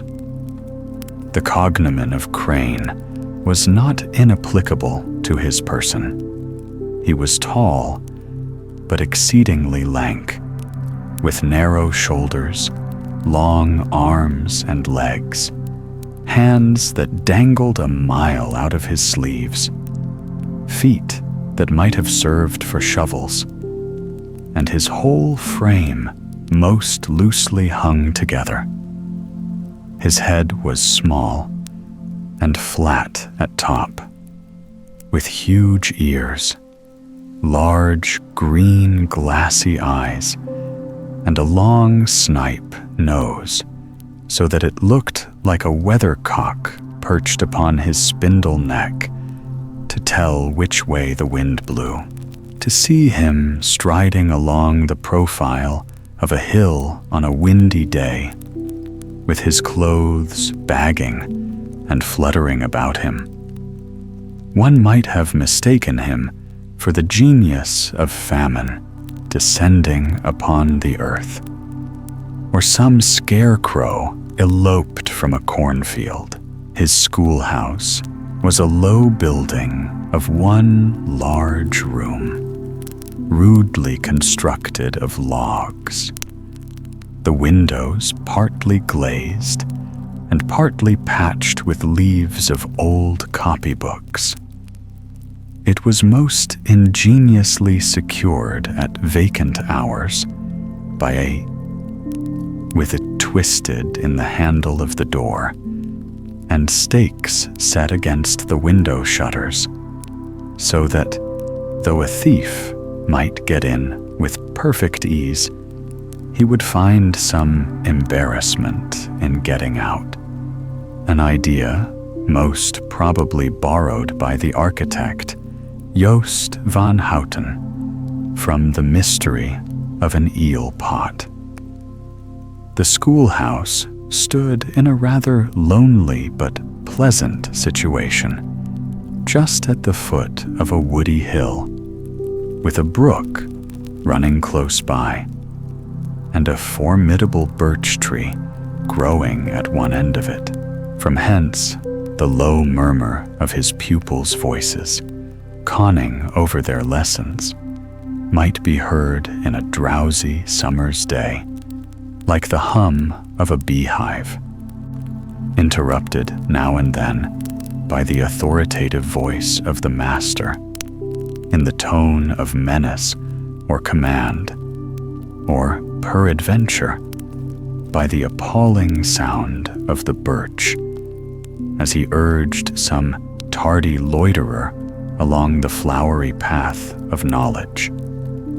Truth to say, he was a conscientious man, and ever bore in mind the golden maxim, spare the rod and spoil the child. Ichabod Crane's scholars certainly were not spoiled. I would not have it imagined, however, that he was one of those cruel potentates of the school who joy in the smart of their subjects. On the contrary, he administered justice with discrimination rather than severity, taking the burden off the backs of the weak and laying it on those of the strong. Your mere puny stripling that winced at the least flourish of the rod was passed by with indulgence, but the claims of justice were satisfied by inflicting a double portion on some little tough, wrong-headed, broad-skirted Dutch urchin who sulked and swelled and grew dogged and sullen beneath the birch. All this he called doing his duty by their parents, and he never inflicted a chastisement without following it by the assurance, so consolatory to the smarting urchin, that he would remember it and thank him for it the longest day he had to live. When school hours were over, he was even the companion and playmate of the larger boys, and on holiday afternoons would convoy some of the smaller ones home, who happened to have pretty sisters or good housewives for mothers, noted for the comforts of the cupboard. Indeed, it behooved him to keep on good terms with his pupils. The revenue arising from his school was small, and would have been scarcely sufficient to furnish him with daily bread, for he was a huge feeder, and, though lank, had the dilating powers of an anaconda. But to help out his maintenance, he was, according to country custom in those parts, boarded and lodged at the houses of the farmers whose children he instructed. With these, he lived successively a week at a time, thus going the rounds of the neighborhood with all his worldly effects tied up in a cotton handkerchief, that all this might not be too onerous on the purses of his rustic patrons, who are apt to consider the costs of schooling a grievous burden, and schoolmasters as mere drones. He had various ways of rendering himself both useful and agreeable. He assisted the farmers occasionally in the lighter labors of their farms, helped to make hay, mended the fences, took the horses to water, drove the cows from pasture, and cut wood for the winter fire. He laid aside, too, all the dominant dignity and absolute sway with which he lorded it in his little empire, the school, and became wonderfully gentle and ingratiating.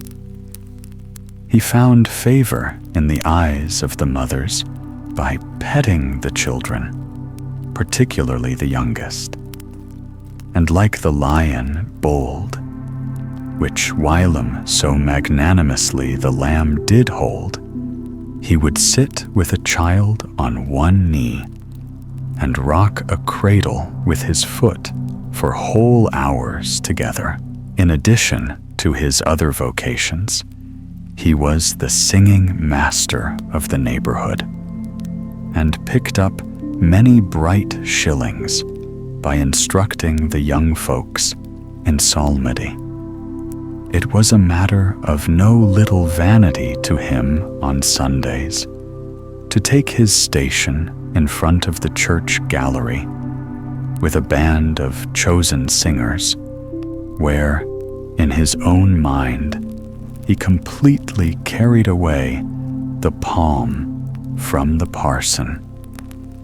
Certain it is, his voice resounded far above all the rest of the congregation, and there are peculiar quavers still to be heard in that church, and which may even be heard half a mile off, quite to the opposite side of the mill pond on a still Sunday morning, which are said to be legitimately descended from the nose of Ichabod Crane. Thus, by divers little makeshifts, in that ingenious way which is commonly denominated by hook and by crook, the worthy pedagogue got on tolerably enough, and was thought, by all who understood nothing of the labor of headwork, to have a wonderfully easy life of it. The schoolmaster is generally a man of some importance in the female circle of a rural neighborhood, being considered a kind of idle, gentlemanlike personage, of vastly superior taste and accomplishments to the rough country swains, and, indeed, inferior in learning only to the parson. His appearance, therefore, is apt to occasion some little stir at the tea-table of a farmhouse, and the addition of a supernumerary dish of cakes or sweetmeats, or peradventure, the parade of a silver teapot. Our man of letters, therefore, was peculiarly happy in the smiles of all the country damsels, how he would figure among them in the churchyard, between services on Sundays, gathering grapes for them from the wild vines that overran the surrounding trees, reciting for their amusement all the epitaphs on the tombstones, or sauntering with a whole bevy of them along the banks of the adjacent mill pond, while the more bashful country bumpkins hung sheepishly back, envying his superior elegance and address. From his half-itinerant life, also, he was a kind of traveling gazette, carrying the whole budget of local gossip from house to house, so that his appearance was always greeted with satisfaction. He was, moreover, esteemed by the women as a man of great erudition, for he had read several books quite through, and was a perfect master of Cotton Mather's History of New England Witchcraft, in which, by the way, he most firmly and potently believed. He was, in fact, an odd mixture of small shrewdness and simple credulity. His appetite for the marvelous and his powers of digesting it were equally extraordinary, and both had been increased by his residence in this spell-bound region. No tale was too gross or monstrous for his capacious swallow. It was often his delight, after his school was dismissed in the afternoon, to stretch himself on the rich bed of clover bordering the little brook that whimpered by his schoolhouse, and there con over old Mather's direful tales, until the gathering dusk of evening made the printed page a mere mist before his eyes.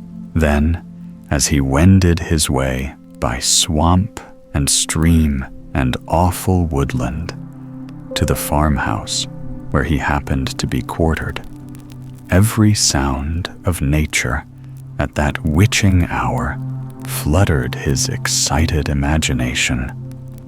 The moan of the whip-poor-will from the hillside, the boding cry of the tree-toad, that harbinger of storm, the dreary hooting of the screech owl, to the sudden rustling in the thicket of birds frightened from their roost. The fireflies, too, which sparkled most vividly in the darkest places, now and then startled him, as one of uncommon brightness would stream across his path. And if, by chance, a huge blockhead of a beetle came winging his blundering flight against him, the poor varlet was ready to give up the ghost, with the idea that he was struck with a witch's token, his only resource on such occasions, either to drown thought or drive away evil spirits, was to sing psalm tunes, and the good people of Sleepy Hollow, as they sat by their doors of an evening, were often filled with awe at hearing his nasal melody, in linked sweetness, long drawn out, floating from the distant hill, or along the dusky road. Another of his sources of fearful pleasure was to pass long winter evenings with the old Dutch wives, as they sat spinning by the fire, with a row of apples roasting and spluttering along the hearth, and listen to their marvelous tales of ghosts and goblins, and haunted fields, and haunted brooks, and haunted bridges, and haunted houses, and particularly of the headless horseman, or galloping Hessian of the hollow, as they sometimes called him. He would delight them equally by his anecdotes of witchcraft, and of the direful omens and portentous sights and sounds in the air, which prevailed in the earlier times of Connecticut, and would frighten them woefully with speculations upon comets and shooting stars, and with the alarming fact that the world did absolutely turn round, and that they were half the time topsy-turvy. But if there was a pleasure in all this, while snugly cuddling in the chimney corner of a chamber that was all of a ruddy glow from the crackling wood fire, and where, of course, no spectre dared to show its face, it was dearly purchased by the terrors of his subsequent walk homewards. What fearful shapes and shadows beset his path amidst the dim and ghastly glare of a snowy night? With what wistful look did he eye every trembling ray of light streaming across the waste fields from some distant window? How often was he appalled by some shrub covered with snow, which, like a sheeted spectre, beset his very path? How often did he shrink with curdling awe at the sound of his own steps on the frosty crust beneath his feet, and dread to look over his shoulder, lest he should behold some uncouth being tramping close behind him? And how often was he thrown into complete dismay by some rushing blast, howling among the trees, in the idea that it was the galloping Hessian on one of his nightly scourings. All these, however, were mere terrors of the night, phantoms of the mind that walk in darkness. And though he had seen many specters in his time, and been more than once beset by Satan in divers shapes in his lonely perambulations, yet daylight put an end to all these evils, and he would have passed a pleasant life of it, in despite of the devil and all his works, if his path had not been crossed by a being that causes more perplexity to mortal man than ghosts, goblins, and the whole race of witches put together. And that was a woman. Among the musical disciples who assembled one evening in each week to receive his instructions in psalmody was Katrina Van Tassel, the daughter and only child of a substantial Dutch farmer. She was a booming lass of fresh 18, plump as a partridge, ripe and melting and rosy-cheeked as one of her father's peaches, and universally famed, not merely for her beauty, but her vast expectations. She was withal a little of a coquette, as might be perceived even in her dress, which was a mixture of ancient and modern fashions, as most suited to set of her charms.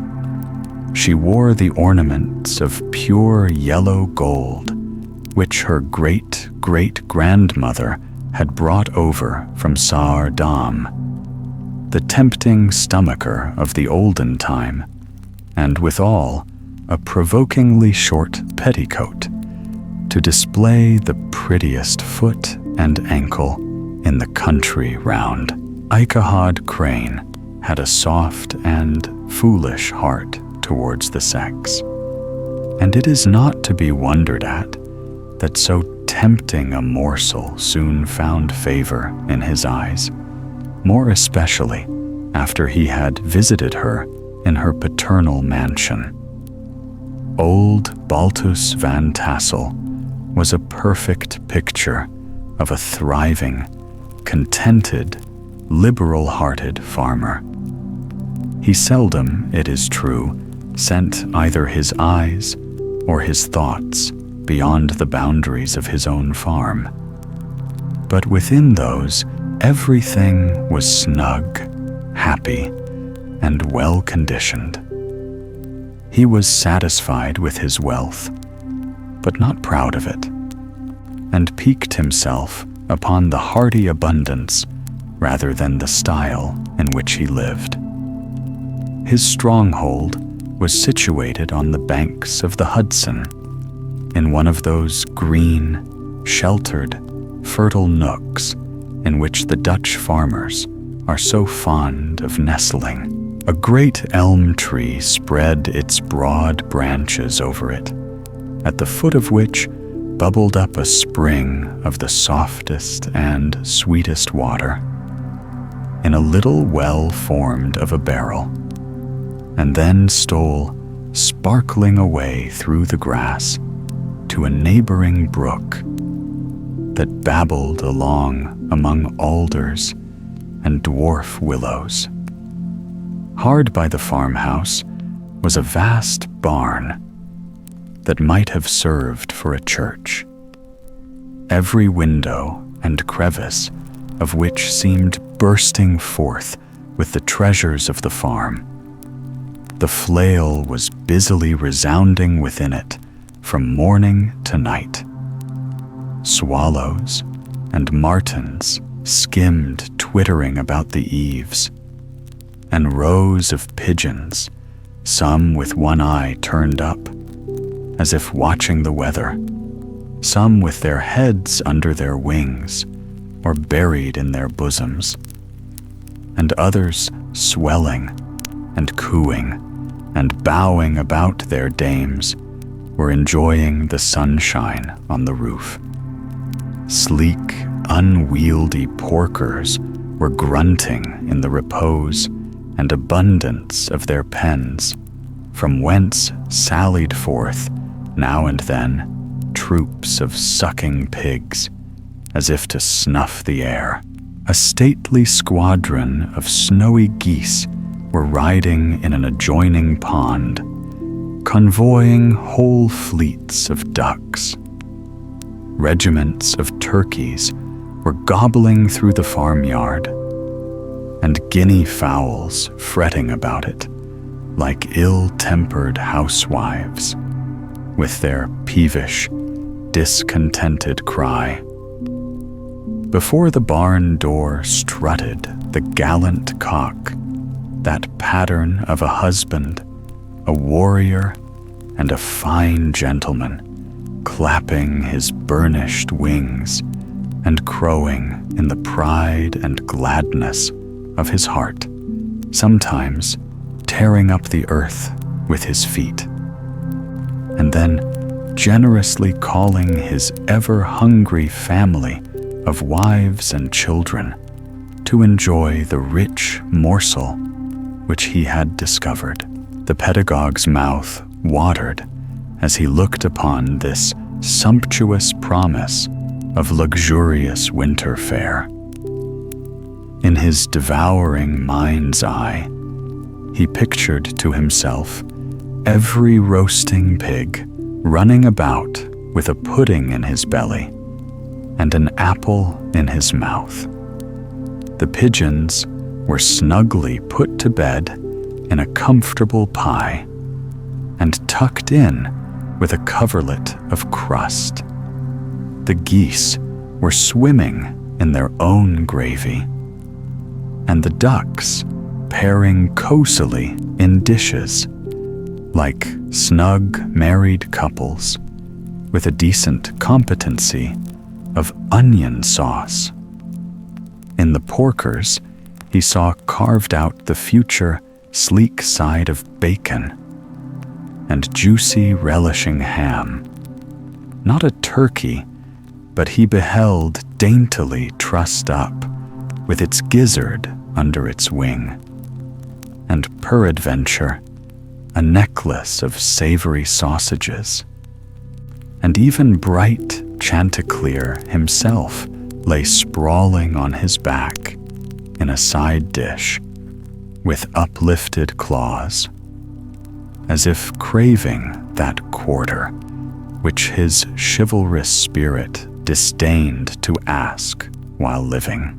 As the enraptured Ichabod fancied all this, and as he rolled his great green eyes over the fat meadowlands, the rich fields of wheat, of rye, of buckwheat, and Indian corn, and the orchards burdened with ruddy fruit, which surrounded the warm tenement of Van Tassel, his heart yearned after the damsel who was to inherit these domains, and his imagination expanded with the idea how they might be readily turned into cash, and the money invested in immense tracts of wild land and shingle palaces in the wilderness.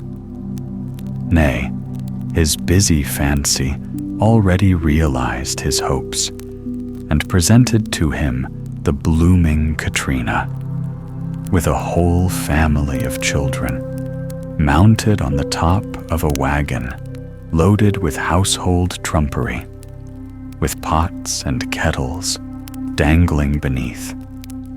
And he beheld himself bestriding a pacing mare with a colt at her heels, setting out for Kentucky, Tennessee, or the Lord knows where. When he entered the house, the conquest of his heart was complete. It was one of those spacious farmhouses with high, ridged but lowly sloping roofs, built in the style handed down from the first Dutch settlers. The low projecting eaves forming a piazza along the front, capable of being closed up in bad weather. Under this were hung flails, harness, various utensils of husbandry, and nets for fishing in the neighboring river. Benches were built along the sides for summer use, and a great spinning wheel at one end and a churn at the other showed the various uses to which this important porch might be devoted. From this piazza, the wondering Ichabod entered the hall, which formed the center of the mansion, and the place of usual residence. Here rows of resplendent pewter, ranged on a long dresser, dazzled his eyes. In one corner stood a huge bag of wool, ready to be spun.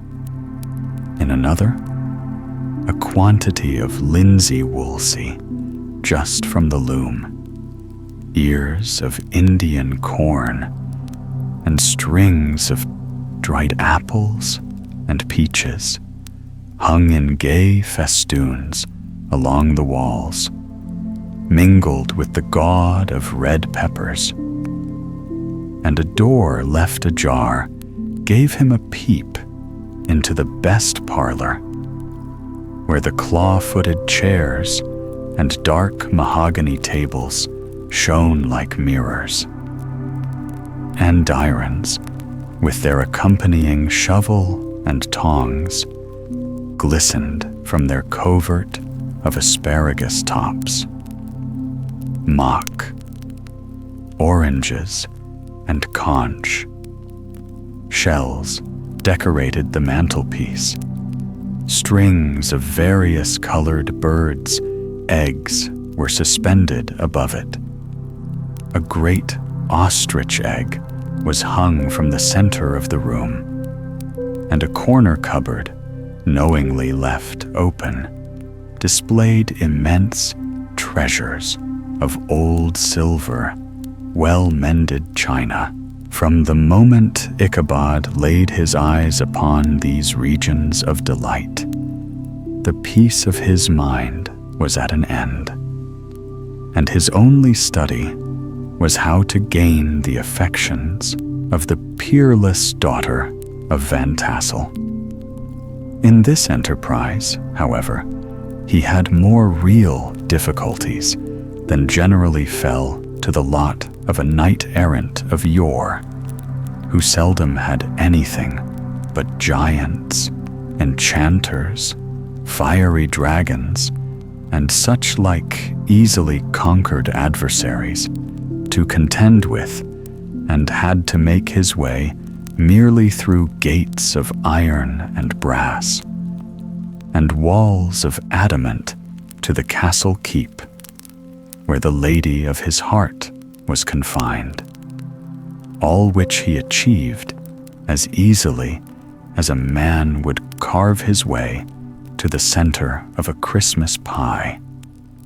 And then the lady gave him her hand as a matter of course. Ichabod, on the contrary, had to win his way to the heart of a country coquette, beset with a labyrinth of whims and caprices, which were forever presenting new difficulties and impediments. And he had to encounter a host of fearful adversaries of real flesh and blood, the numerous rustic admirers who beset every portal to her heart, keeping a watchful and angry eye upon each other, but ready to fly out in the common cause against any new competitor. Among these, the most formidable was a burly, roaring, roistering blade of the name of Abraham, or, according to the Dutch abbreviation, Brom van Brunt, the hero of the country, round which rang with his feats of strength and hardihood. He was broad-shouldered and double-jointed, with short, curly black hair, and a bluff, but not unpleasant countenance, having a mingled air of fun and arrogance. From his Herculean frame and great powers of limb, he had received the nickname of Brom Bones, by which he was universally known. He was famed for great knowledge and skill in horsemanship, being as dexterous on horseback as a Tartar. He was foremost at all races and cockfights, and with the ascendancy which bodily strength always acquires in rustic life, was the umpire in all disputes, setting his hat on one side and giving his decisions with an air and tone that admitted of no gainsay or appeal. He was always ready for either a fight or a frolic, but had more mischief than ill will in his composition, and with all his overbearing roughness, there was a strong dash of waggish good humor at bottom. He had 3 or 4 boon companions who regarded him as their model, and at the head of whom he scoured the country, attending every scene of feud or merriment for miles round. In cold weather, He was distinguished by a fur cap surmounted with a flaunting fox's tail. And when the folks at a country gathering descried this well-known crest at a distance, whisking about among a squad of hard riders, they always stood by for a squall. Sometimes his crew would be heard dashing along past the farmhouses at midnight, with whoop and hello, like a troop of dawn Cossacks. And the old dames, startled out of their sleep, would listen for a moment till the hurry-scurry had clattered by, and then exclaim, "Aye, there goes Brom Bones and his gang." The neighbors looked upon him with a mixture of awe, admiration, and goodwill. And when any madcap prank or rustic brawl occurred in the vicinity, always shook their heads and warranted Brom Bones was at the bottom of it. This rantipole hero had for some time singled out the blooming Katrina for the object of his uncouth gallantries. And though his amorous toyings were something like the gentle caresses and endearments of a bear, yet it was whispered that she did not altogether discourage his hopes. Certain it is, his advances were signals for rival candidates to retire, who felt no inclination to cross a lion in his amours, insomuch that when his horse was seen tied to Van Tassel's paling on a Sunday night, a sure sign that his master was courting, or as it is termed, sparking, within, all other suitors passed by in despair and carried the war into other quarters. Such was the formidable rival with whom Ichabod Crane had to contend, and considering all things, a stouter man than he would have shrunk from the competition, and a wiser man would have despaired. He had, however, a happy mixture of pliability and perseverance in his nature. He was in form and spirit, like a supple jacky yielding, but tough.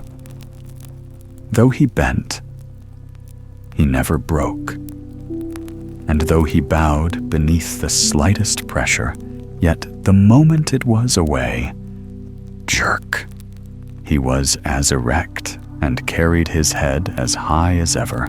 To have taken the field openly against his rival would have been madness, for he was not a man to be thwarted in his amours, any more than that stormy lover, Achilles.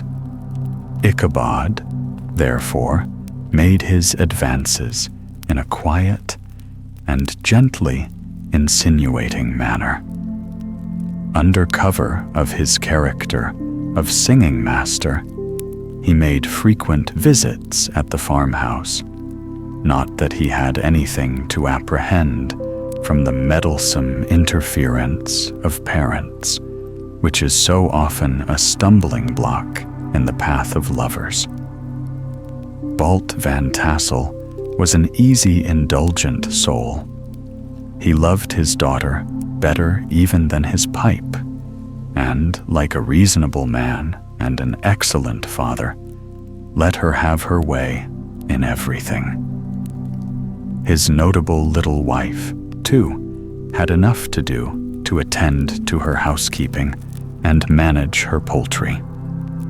For, as she sagely observed, ducks and geese are foolish things and must be looked after. But girls can take care of themselves. Thus, while the busy dame bustled about the house, or plied her spinning wheel at one end of the piazza, honest Balt would sit smoking his evening pipe at the other, watching the achievements of a little wooden warrior who, armed with a sword in each hand, was most valiantly fighting the wind on the pinnacle of the barn. In the meantime, Ichabod would carry on his suit with the daughter by the side of the spring under the great elm, or sauntering along in the twilight, that hour so favorable to the lover's eloquence. I profess not to know how women's hearts are wooed and won. To me, they have always been matters of riddle and admiration. Some seem to have but one vulnerable point, or door of access, while others have 1,000 avenues, and may be captured in 1,000 different ways. It is a great triumph of skill to gain the former, but a still greater proof of generalship to maintain possession of the latter, for man must battle for his fortress at every door and window. He who wins 1,000 common hearts is therefore entitled to some renown, but he who keeps undisputed sway over the heart of a coquette is indeed a hero. Certain it is, this was not the case with the redoubtable Brom Bones, and from the moment Ichabod Crane made his advances, the interests of the former evidently declined. His horse was no longer seen tied to the palings on Sunday nights, and a deadly feud gradually arose between him and the preceptor of Sleepy Hollow, Brom, who had a degree of rough chivalry in his nature, would fain have carried matters to open warfare and have settled their pretensions to the lady, according to the mode of those most concise and simple reasoners, the knights errant of yore, by single combat. But Lochabbad was too conscious of the superior might of his adversary to enter the lists against him. He had overheard a boast of Bones that he would double the schoolmaster up and lay him on a shelf of his own schoolhouse, and he was too wary to give him an opportunity. There was something extremely provoking in this obstinately pacific system. It left Brom no alternative but to draw upon the funds of rustic waggery in his disposition, and to play off boorish practical jokes upon his rival. Ichabod became the object of whimsical persecution to Bones and his gang of rough riders. They harried his hitherto peaceful domains, smoked out his singing. School, by stopping up the chimney, broke into the schoolhouse at night, in spite of its formidable fastenings of withe and window stakes, and turned everything topsy-turvy, so that the poor schoolmaster began to think all the witches in the country held their meetings there. But what was still more annoying, Brom took all opportunities of turning him into ridicule in presence of his mistress, and had a scoundrel dog whom he taught to whine in the most ludicrous manner, and introduced as a rival of Ichabod's, to instruct her in psalmody. In this way, matters went on for some time without producing any material effect on the relative situations of the contending powers. On a fine autumnal afternoon, Ichabod, in pensive mood, sat enthroned on the lofty stool from whence he usually watched all the concerns of his little literary realm. In his hand he swayed a ferule, that scepter of despotic power.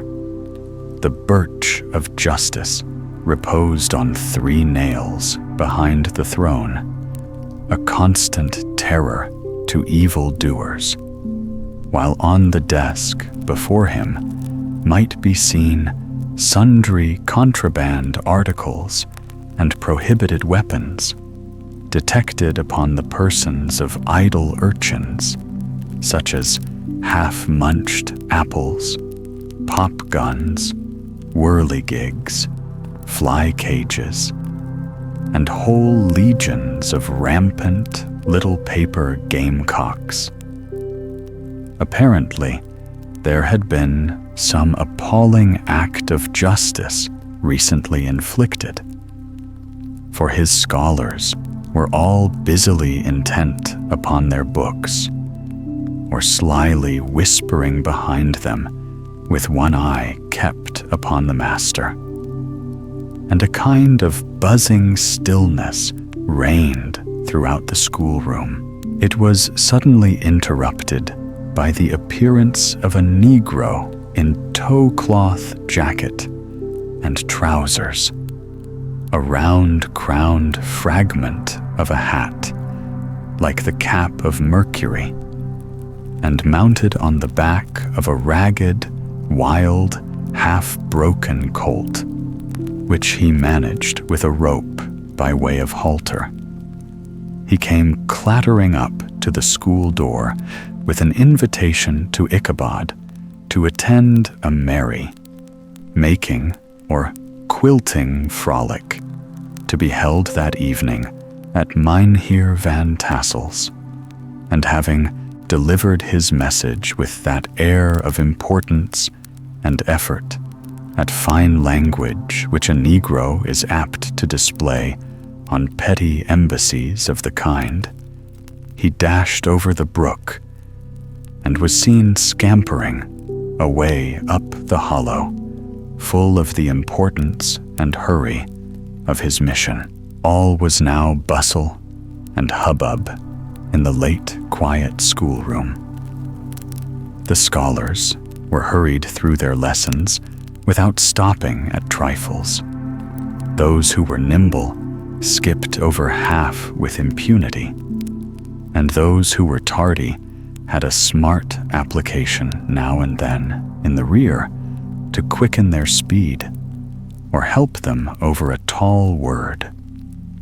Books were flung aside without being put away on the shelves.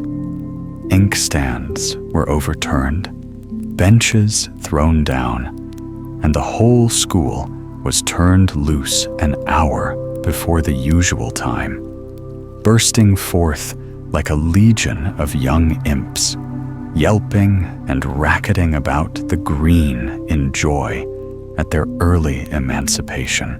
The gallant Ichabod now spent at least an extra half hour at his toilet, brushing and furbishing up his best, and indeed only suit of rusty black, and arranging his locks by a bit of broken looking-glass that hung up in the schoolhouse, that he might make his appearance before his mistress in the true style of a cavalier.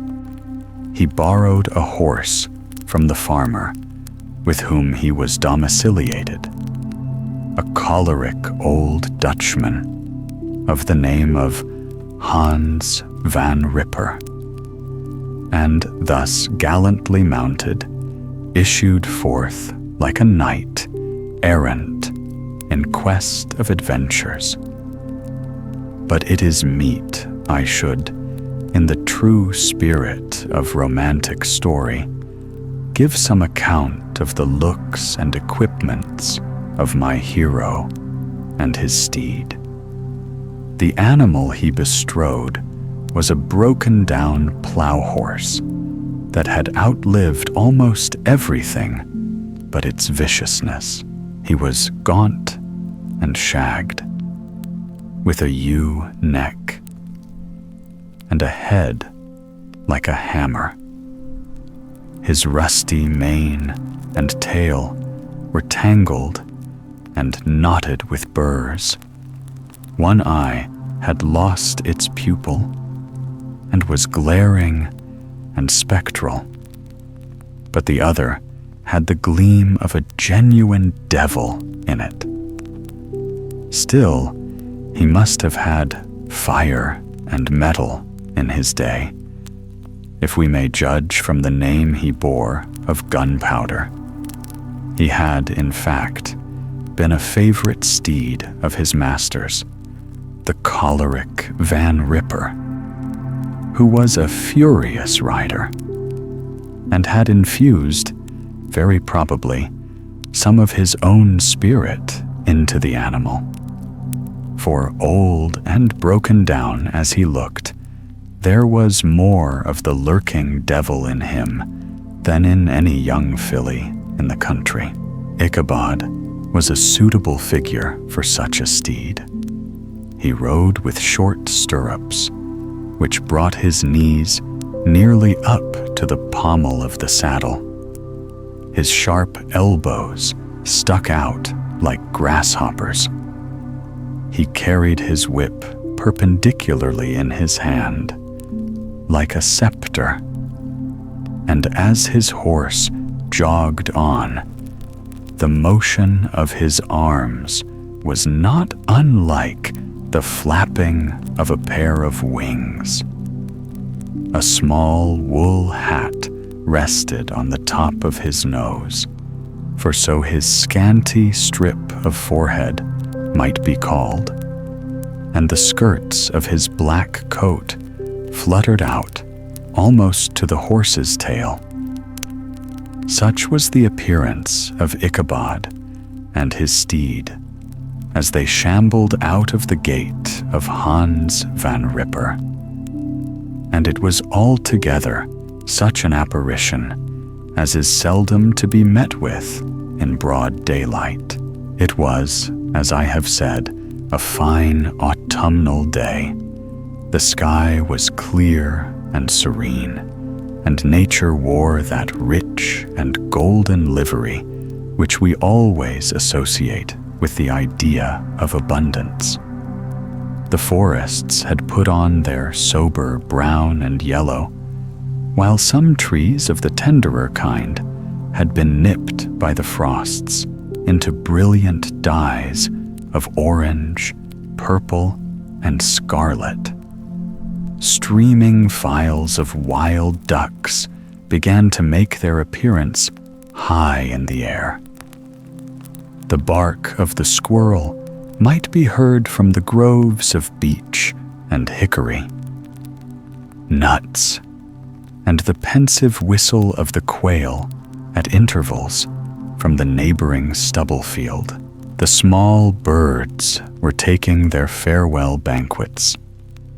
In the fullness of their revelry, they fluttered, chirping and frolicking from bush to bush and tree to tree, capricious from the very profusion and variety around them. There was the honest cock-robin, the favorite game of stripling sportsmen, with its loud, querulous note, and the twittering blackbirds flying in sable clouds, and the golden-winged woodpecker with his crimson crest, his broad black gorget, and splendid plumage, and the cedar bird with its red-tipped wings and yellow-tipped tail, and its little Montero cap of feathers, and the blue jay, that noisy coxcomb, in his gay light blue coat and white underclothes, screaming and chattering, nodding and bobbing and bowing, and pretending to be on good terms with every songster of the grove. As Ichabod jogged slowly on his way, his eye, ever open to every symptom of culinary abundance, ranged with delight over the treasures of jolly autumn.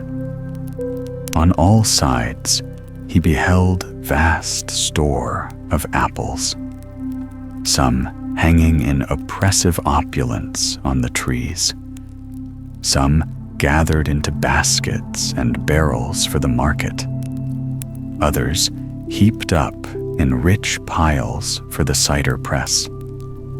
Farther on, he beheld great fields of Indian corn, with its golden ears peeping from their leafy coverts, and holding out the promise of cakes and hasty pudding, and the yellow pumpkins lying beneath them, turning up their fair round bellies to the sun, and giving ample prospects of the most luxurious of pies. And anon, he passed the fragrant buckwheat fields, breathing the odor of the beehive. And as he beheld them, soft anticipations stole over his mind of dainty slapjacks, well buttered and garnished with honey or treacle by the delicate little dimpled hand of Katrina Van Tassel, thus feeding his mind with many sweet thoughts and sugared suppositions. He journeyed along the sides of a range of hills which look out upon some of the goodliest scenes of the mighty Hudson. The sun gradually wheeled his broad disk down in the west. The wide bosom of the Tappan Zee lay motionless and glassy, excepting that here and there a gentle undulation waved and prolonged the blue shallow of the distant mountain. A few amber clouds floated in the sky without a breath of air to move them. The horizon was of a fine golden tint, changing gradually into a pure apple green, and from that into the deep blue of the mid-heaven. A slanting ray lingered on the woody crests of the precipices that overhung some parts of the river, giving greater depth to the dark gray and purple of their rocky sides. A sloop was loitering in the distance, dropping slowly down with the tide, her sail hanging uselessly against the mast. And as the reflection of the sky gleamed along the still water, it seemed as if the vessel was suspended in the air. It was toward evening that Ichabod arrived at the castle of the Heer Van Tassel, which he found thronged with the pride and flower of the adjacent country. Old farmers, a spare, leathern-faced race, in homespun coats and breeches, blue stockings, huge shoes, and magnificent pewter buckles. Their brisk, withered little dames, in close crimped caps, long-waisted short gowns, homespun petticoats, with scissors and pin cushions, and gay calico pockets hanging on the outside. Buxom lasses, almost as antiquated as their mothers, excepting where a straw hat, a fine ribbon, or perhaps a white frock, gave symptoms of city innovation. The sons, in short, square-skirted coats, with rows of stupendous brass buttons, and their hair generally queued in the fashion of the times, especially if they could procure an eel skin for the purpose, it being esteemed throughout the country as a potent nourisher and strengthener of the hair. Brom Bones, however, was the hero of the scene, having come to the gathering on his favorite steed, Daredevil, a creature like himself, full of mettle and mischief, and which no one but himself could manage. He was, in fact, noted for preferring vicious animals, given to all kinds of tricks which kept the rider in constant risk of his neck, for he held a tractable, well-broken horse as unworthy of a lad of spirit. Fain would I pause to dwell upon the world of charms that burst upon the enraptured gaze of my hero as he entered the state parlor of Van Tassel's mansion. Not those of the bevy of buxom lasses, with their luxurious display of red and white, but the ample charms of a genuine Dutch country tea table in the sumptuous time of autumn.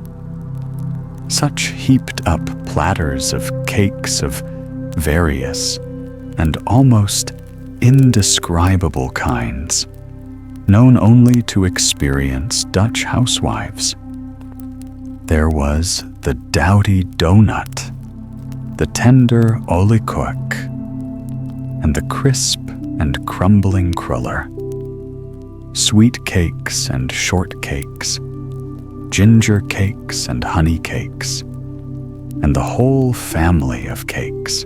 And then there were apple pies, and peach pies, and pumpkin pies, besides slices of ham and smoked beef, and moreover, delectable dishes of preserved plums, and peaches, and pears, and quinces, not to mention broiled shad and roasted chickens, together with bowls of milk and cream, all mingled higgledy-piggledy, pretty much as I have enumerated them, with the motherly teapot sending up its clouds of vapor from the midst. Heaven bless the mark. I want breath and time to discuss this banquet as it deserves, and am too eager to get on with my story. Happily, Ichabod Crane was not in so great a hurry as his historian, but did ample justice to every dainty. He was a kind and thankful creature, whose heart dilated in proportion as his skin was filled with good cheer, and whose spirits rose with eating, as some men's do with drink. He could not help, too, rolling his large eyes round him as he ate, and chuckling with the possibility that he might one day be lord of all this scene of almost unimaginable luxury and splendor. Then, he thought, how soon he'd turn his back upon the old schoolhouse, snap his fingers in the face of Hans Van Ripper and every other niggardly patron, and kick any itinerant pedagogue out of doors that should dare to call him comrade. Old Baltus Van Tassel moved about among his guests with a face dilated with content and good humor, round and jolly as the harvest moon.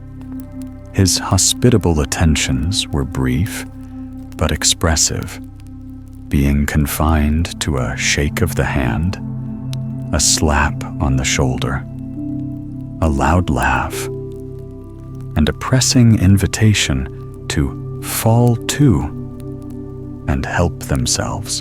And now the sound of the music from the common room or hall summoned to the dance. The musician was an old gray-headed Negro who had been the itinerant orchestra of the neighborhood for more than half a century. His instrument was as old and battered as himself. The greater part of the time, he scraped on 2 or 3 strings, accompanying every movement of the bow with a motion of the head, bowing almost to the ground, and stamping with his foot whenever a fresh couple were to start. Ichabod prided himself upon his dancing as much as upon his vocal powers. Not a limb, not a fiber about him was idle, and to have seen his loosely hung frame in full motion and clattering about the room, you would have thought Saint Vitus himself, that blessed patron of the dance, was figuring before you in person. He was the admiration of all the Negroes who, having gathered, of all ages and sizes from the farm and the neighborhood, stood forming a pyramid of shining black faces at every door and window, gazing with delight at the scene, rolling their white eyeballs and showing grinning rows of ivory from ear to ear. How could the flogger of urchins be otherwise than animated and joyous? The lady of his heart was his partner in the dance, and smiling graciously in reply to all his amorous oglings, while Brom Bones, sorely smitten with love and jealousy, sat brooding by himself in one corner. When the dance was at an end, Ichabod was attracted to a knot of the sager folks, who, with old V and tassel, sat smoking at one end of the piazza, gossiping over former times and drawing out long stories about the war.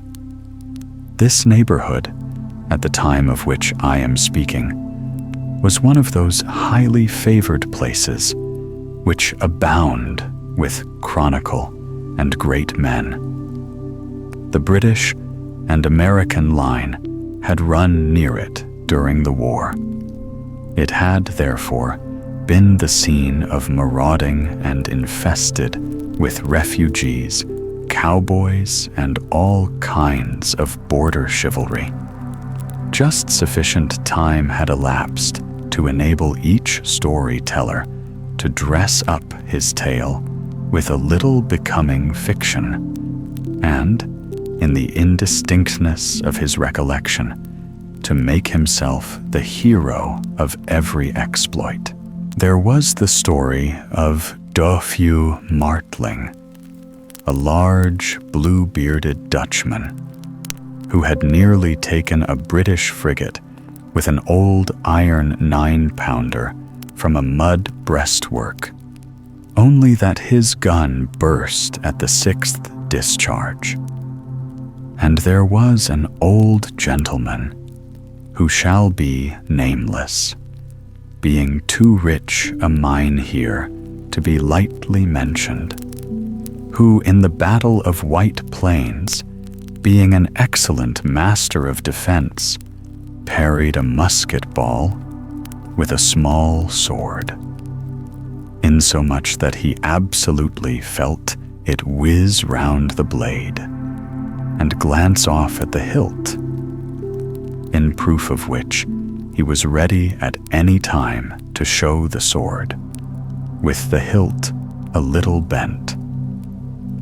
There were several more that had been equally great in the field, not one of whom, but was persuaded that he had a considerable hand in bringing the war to a happy termination. But all these were nothing to the tales of ghosts and apparitions that succeeded. The neighborhood is rich in legendary treasures of the kind. Local tales and superstitions thrive best in these sheltered, long-settled retreats, but are trampled underfoot by the shifting throng that forms the population of most of our country places. Besides, there is no encouragement for ghosts in most of our villages, for they have scarcely had time to finish their first nap and turn themselves in their graves before their surviving friends have traveled away from the neighborhood, so that when they turn out at night to walk their rounds, they have no acquaintance left to call upon. This is perhaps the reason why we so seldom hear of ghosts, except in our long-established Dutch communities. The immediate cause, however, of the prevalence of supernatural stories in these parts was doubtless owing to the vicinity of Sleepy Hollow. There was a contagion in the very air that blew from that haunted region. It breathed forth an atmosphere of dreams and fancies, infecting all the land. Several of the Sleepy Hollow people were present at Van Tassel's, and as usual, were doling out their wild and wonderful legends. Many dismal tales were told about funeral trains and mourning cries and wailings heard and seen about the great tree where the unfortunate Major Andre was taken and which stood in the neighborhood. Some mention was made also of the woman in white that haunted the dark glen at Raven Rock and was often heard to shriek on winter nights before a storm, having perished there in the snow. The chief part of the stories, however, turned upon the favorite specter of Sleepy Hollow, the headless horseman, who had been heard several times of late patrolling the country, and, it was said, tethered his horse nightly among the graves in the churchyard. The sequestered situation of this church seems always to have made it a favorite haunt of troubled spirits. It stands on a knoll, surrounded by locust, trees, and lofty elms, from among which its decent, whitewashed walls shine modestly forth, like Christian purity, beaming through the shades of retirement. A gentle slope descends from it to a silver sheet of water, bordered by high trees, between which peeps may be caught at the blue hills of the Hudson.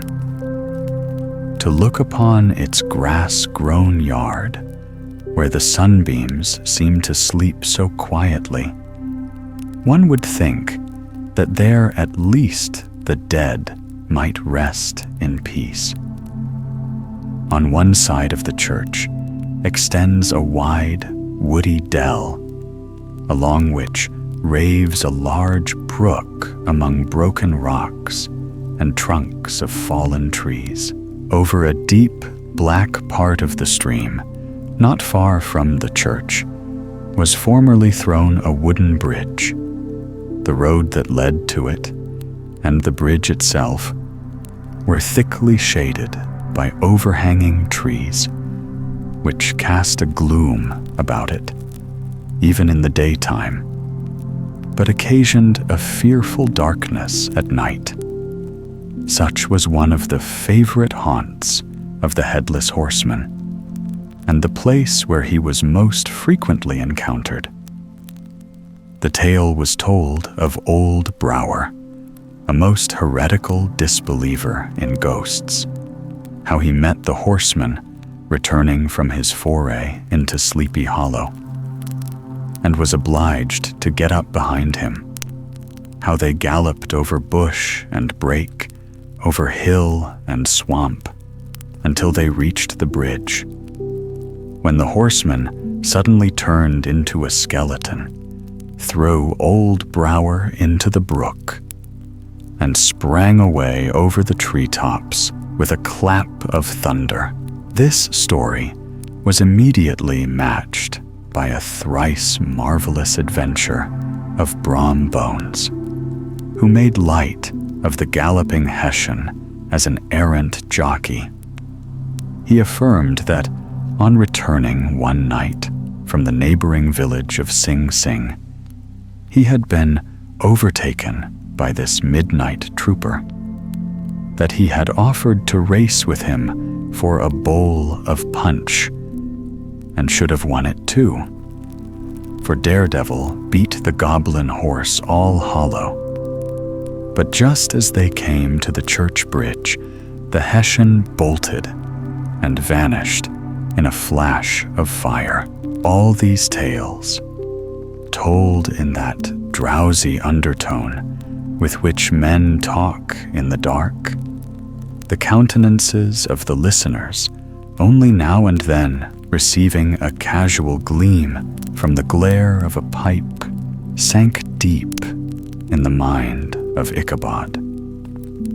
He repaid them in kind with large extracts from his invaluable author, Cotton Mather, and added many marvelous events that had taken place in his native state of Connecticut, and fearful sights which he had seen in his nightly walks about Sleepy Hollow. The revel now gradually broke up. The old farmers gathered together their families in their wagons, and were heard for some time rattling along the hollow roads and over the distant hills. Some of the damsels mounted on pillions behind their favorite swains, and their light-hearted laughter, mingling with the clatter of hoofs, echoed along the silent woodlands, sounding fainter and fainter, until they gradually died away, and the late scene of noise and frolic was all silent and deserted. Ichabod only lingered behind, according to the custom of country lovers, to have a tete-a-tete with the heiress, fully convinced that he was now on the high road to success. What passed at this interview, I will not pretend to say, for in fact, I do not know. Something, however, I fear me, must have gone wrong, for he certainly sallied forth after no very great interval, with an air quite desolate and chapfallen. Oh, these women. These women. Could that girl have been playing off any of her coquettish tricks? Was her encouragement of the poor pedagogue all a mere sham to secure her conquest of his rival? Heaven only knows, not I. Let it suffice to say, Ichabod stole forth with the air of one who had been sacking a hen roost rather than of Our Lady's heart, without looking to the right or left to notice the scene of rural wealth on which he had so often gloated. He went straight to the stable, and with several hearty cuffs and kicks roused his steed most uncourteously from the comfortable quarters in which he was soundly sleeping, dreaming of mountains of corn and oats and whole valleys of timothy and clover. It was the very witching time of night that Ichabod, heavy-hearted and crestfallen, pursued his travels homewards, along the sides of the lofty hills which rise above Tarrytown, and which he had traversed so cheerily in the afternoon. The hour was as dismal as himself. Far below him, the Tappan Zee spread its dusky and indistinct waste of waters, with here and there the tall mast of a sloop riding quietly at anchor under the land. In the dead hush of midnight, he could even hear the barking of the watchdog from the opposite shore of the Hudson, but it was so vague and faint as only to give an idea of his distance from this faithful companion of man. Now and then, too, the long-drawn crowing of a cock, accidentally awakened, would sound far off from some farmhouse away among the hills. But it was like a dreaming sound in his ear. No signs of life occurred near him, but occasionally the melancholy chirp of a cricket, or perhaps the guttural twang of a bullfrog from a neighboring marsh, as if sleeping uncomfortably and turning suddenly in his bed. All the stories of ghosts and goblins that he had heard in the afternoon now came crowding upon his recollection. The night grew darker and darker. The stars seemed to sink deeper in the sky, and driving clouds occasionally hid them from his sight. He had never felt so lonely and dismal. He was, moreover, approaching the very place where many of the scenes of the ghost stories had been laid. In the center of the road stood an enormous tulip tree, which towered like a giant above all the other trees of the neighborhood, and formed a kind of landmark. Its limbs were gnarled and fantastic, large enough to form trunks for ordinary trees, twisting down almost to the earth, and rising again into the air. It was connected with the tragical story of the unfortunate Andre, who had been taken prisoner hard by, and was universally known by the name of Major Andre's tree. The common people regarded it with a mixture of respect and superstition, partly out of sympathy for the fate of its ill-starred namesake, and partly from the tales of strange sights and doleful lamentations told concerning it. As Ichabod approached this fearful tree, he began to whistle. He thought his whistle was answered. It was but a blast sweeping sharply through the dry branches. As he approached a little nearer, he thought he saw something white hanging in the midst of the tree. He paused and ceased whistling, but, on looking more narrowly, perceived that it was a place where the tree had been scathed by lightning, and the white wood laid bare. Suddenly, he heard a groan. His teeth chattered, and his knees smote against the saddle. It was but the rubbing of one huge bough upon another, as they were swayed about by the breeze. He passed the tree in safety, but new perils lay before him. About 200 yards from the tree, a small brook crossed the road and ran into a marshy and thickly wooded glen, known by the name of Wiley's Swamp. A few rough logs, laid side by side, served for a bridge over this stream. On that side of the road where the brook entered the wood, a group of oaks and chestnuts, matted thick with wild grapevines, threw a cavernous gloom over it. To pass this bridge was the severest trial. It was at this identical spot that the unfortunate Andre was captured. And under the covert of those chestnuts and vines were the sturdy yeomen concealed who surprised him. This has ever since been considered a haunted stream, and fearful are the feelings of the schoolboy who has to pass it alone after dark. As he approached the stream, his heart began to thump. He summoned up, however, all his resolution, gave his horse half a score of kicks in the ribs, and attempted to dash briskly across the bridge.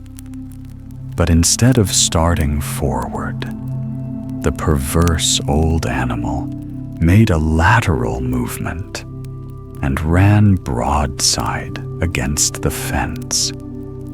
Ichabod, whose fears increased with the delay, jerked the reins on the other side and kicked lustily with the contrary foot. It was all in vain. His steed started, it is true, but it was only to plunge to the opposite side of the road into a thicket of brambles and alder bushes. The schoolmaster now bestowed both whip and heel upon the starveling ribs of old Gunpowder, who dashed forward, snuffling and snorting, but came to a stand just by the bridge with a suddenness that had nearly sent his rider sprawling over his head. Just at this moment, a plashy tramp by the side of the bridge caught the sensitive ear of Ichabod in the dark shadow of the grove on the margin of the brook. He beheld something huge, misshapen, and towering. It stirred not, but seemed gathered up in the gloom, like some gigantic monster ready to spring upon the traveler. The hair of the affrighted pedagogue rose upon his head with terror. What was to be done? To turn and fly was now too late. And besides, what chance was there of escaping ghost or goblin, if such it was, which could ride upon the wings of the wind? Summoning up, therefore, a show of courage, he demanded in stammering accents, "Who are you?" He received no reply. He repeated his demand in a still more agitated voice. Still, there was no answer. Once more he cudgeled the sides of the inflexible Gunpowder, and, shutting his eyes, broke forth with involuntary fervor into a psalm tune. Just then, the shadowy object of alarm put itself in motion, and with a scramble and a bound, stood at once in the middle of the road. Though the night was dark and dismal, yet the form of the unknown might now in some degree be ascertained. He appeared to be a horseman of large dimensions, and mounted on a black horse of powerful frame. He made no offer of molestation or sociability, but kept aloof on one side of the road, jogging along on the blind side of old Gunpowder, who had now got over his fright and waywardness. Ichabod, who had no relish for this strange midnight companion, and bethought himself of the adventure of Brom Bones with the galloping Hessian, now quickened his steed in hopes of leaving him behind. The stranger, however, quickened his horse to an equal pace.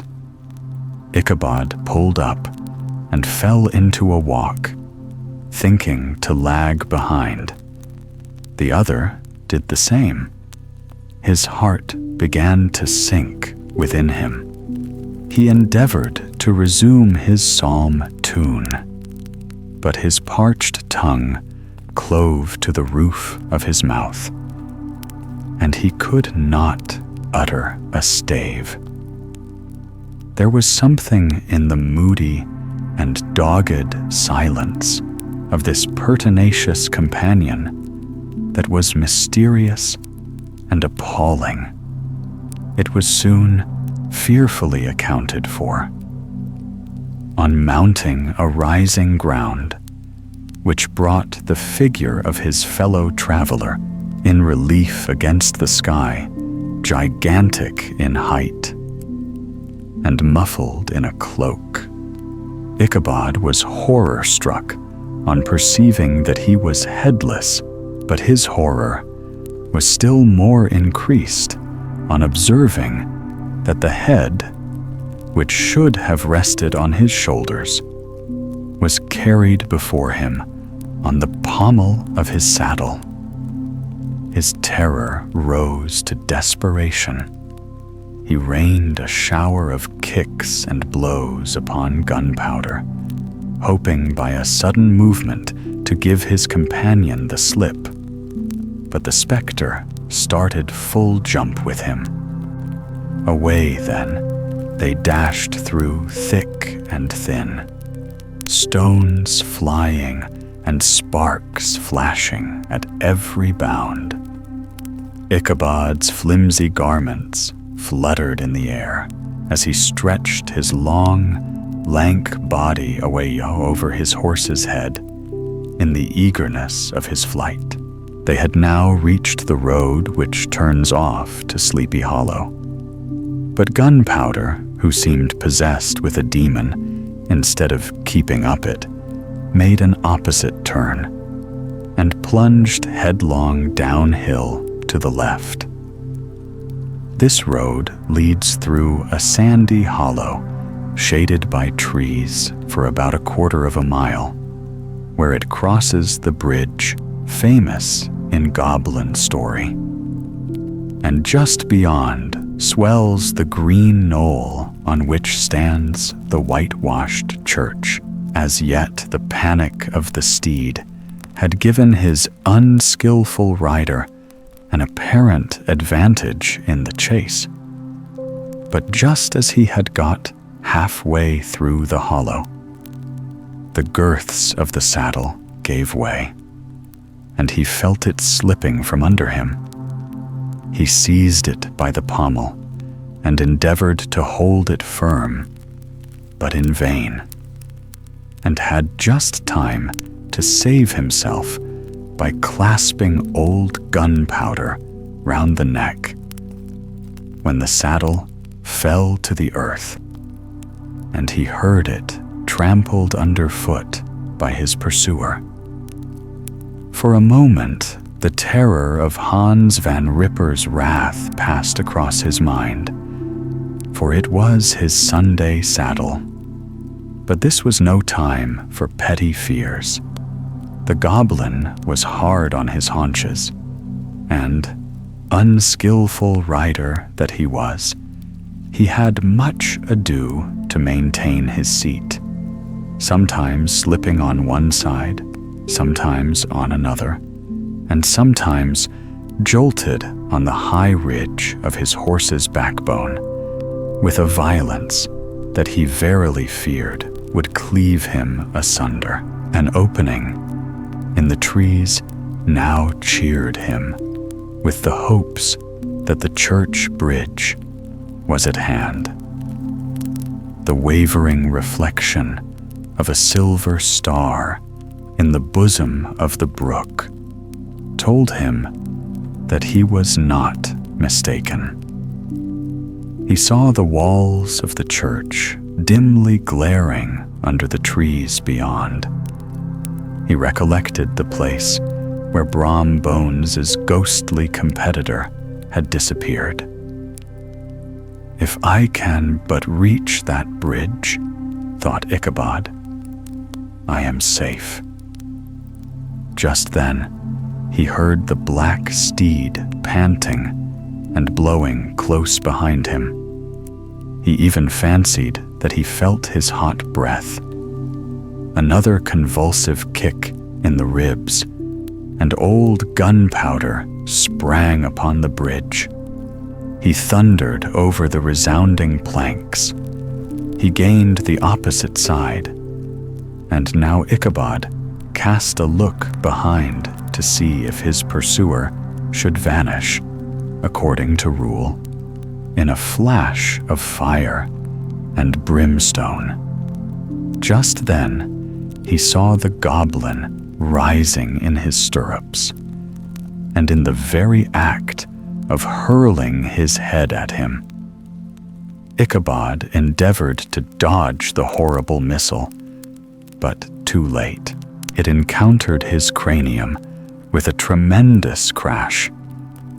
He was tumbled headlong into the dust, and Gunpowder, the black steed, and the goblin rider passed by like a whirlwind. The next morning, the old horse was found without his saddle, and with the bridle under his feet, soberly cropping the grass at his master's gate. Ichabod did not make his appearance at breakfast. Dinner hour came, but no Ichabod. The boys assembled at the schoolhouse and strolled idly about the banks of the brook, but no schoolmaster. Hans Van Ripper now began to feel some uneasiness about the fate of poor Ichabod and his saddle. An inquiry was set on foot, and after diligent investigation, they came upon his traces. In one part of the road leading to the church was found the saddle trampled in the dirt, the tracks of horses' hoofs deeply dented in the road, and evidently at furious speed, were traced to the bridge, beyond which, on the bank of a broad part of the brook, where the water ran deep and black, was found the head of the unfortunate Ichabod, and close beside it, a shattered pumpkin. The brook was searched, but the body of the schoolmaster was not to be discovered. Hans Van Ripper, as executor of his estate, examined the bundle which contained all his worldly effects. They consisted of 2 shirts and a half, 2 stocks for the neck, a pair or 2 of worsted stockings, an old pair of corduroy small clothes, a rusty razor, a book of psalm tunes full of dog's ears, and a broken pitch pipe. As to the books and furniture of the schoolhouse, they belonged to the community, accepting Cotton Mather's History of Witchcraft, a New England Almanac, and Book of Dreams and Fortune-Telling, in which last was a sheet of foolscap, much scribbled and blotted in several fruitless attempts to make a copy of verses in honor of the heiress of Van Tassel. These magic books and the poetic scrawl were forthwith consigned to the flames by Hans van Ripper, who, from that time forward, determined to send his children no more to school, observing that he never knew any good come of this same reading and writing. Whatever money the schoolmaster possessed, and he had received his quarter's pay but a day or two before, he must have had about his person at the time of his disappearance. The mysterious event caused much speculation at the church on the following Sunday. Knots of gazers and gossips were collected in the churchyard, at the bridge, and at the spot where the hat and pumpkin had been found. The stories of Brower, of Bones, and a whole budget of others were called to mind. And when they had diligently considered them all, and compared them with the symptoms of the present case, they shook their heads and came to the conclusion Chat Ichabod had been carried off by the galloping Hessian. As he was a bachelor, and in nobody's debt, nobody troubled his head any more about him. The school was removed to a different quarter of the hollow, and another pedagogue reigned in his stead. It is true, an old farmer who had been down to New York on a visit several years after, and from whom this account of the ghostly adventure was received, brought home the intelligence that Ichabod Crane was still alive, that he had left the neighborhood partly through fear of the goblin and Hans van Ripper, and partly in mortification at having been suddenly dismissed by the heiress, that he had changed his quarters to a distant part of the country, had kept school and studied law at the same time, had been admitted to the bar, turned politician, electioneered, written for the newspapers, and finally had been made a justice of the 10-pound court. Brom Bones, too, who, shortly after his rival's disappearance, conducted the blooming Katrina in triumph to the altar, was observed to look exceedingly knowing whenever the story of Ichabod was related, and always burst into a hearty laugh at the mention of the pumpkin, which led some to suspect that he knew more about the matter than he chose to tell. The old country wives, however, who are the best judges of these matters, maintain to this day that Ichabod was spirited away by supernatural means. And it is a favorite story often told about the neighborhood round the winter evening fire. The bridge became more than ever an object of superstitious awe, and that may be the reason why the road has been altered of late years, so as to approach the church by the border of the mill pond. The schoolhouse being deserted soon fell to decay, and was reported to be haunted by the ghost of the unfortunate pedagogue, and the ploughboy, loitering homeward of a still summer evening, has often fancied his voice at a distance, chanting a melancholy psalm tune among the tranquil solitudes of Sleepy Hollow.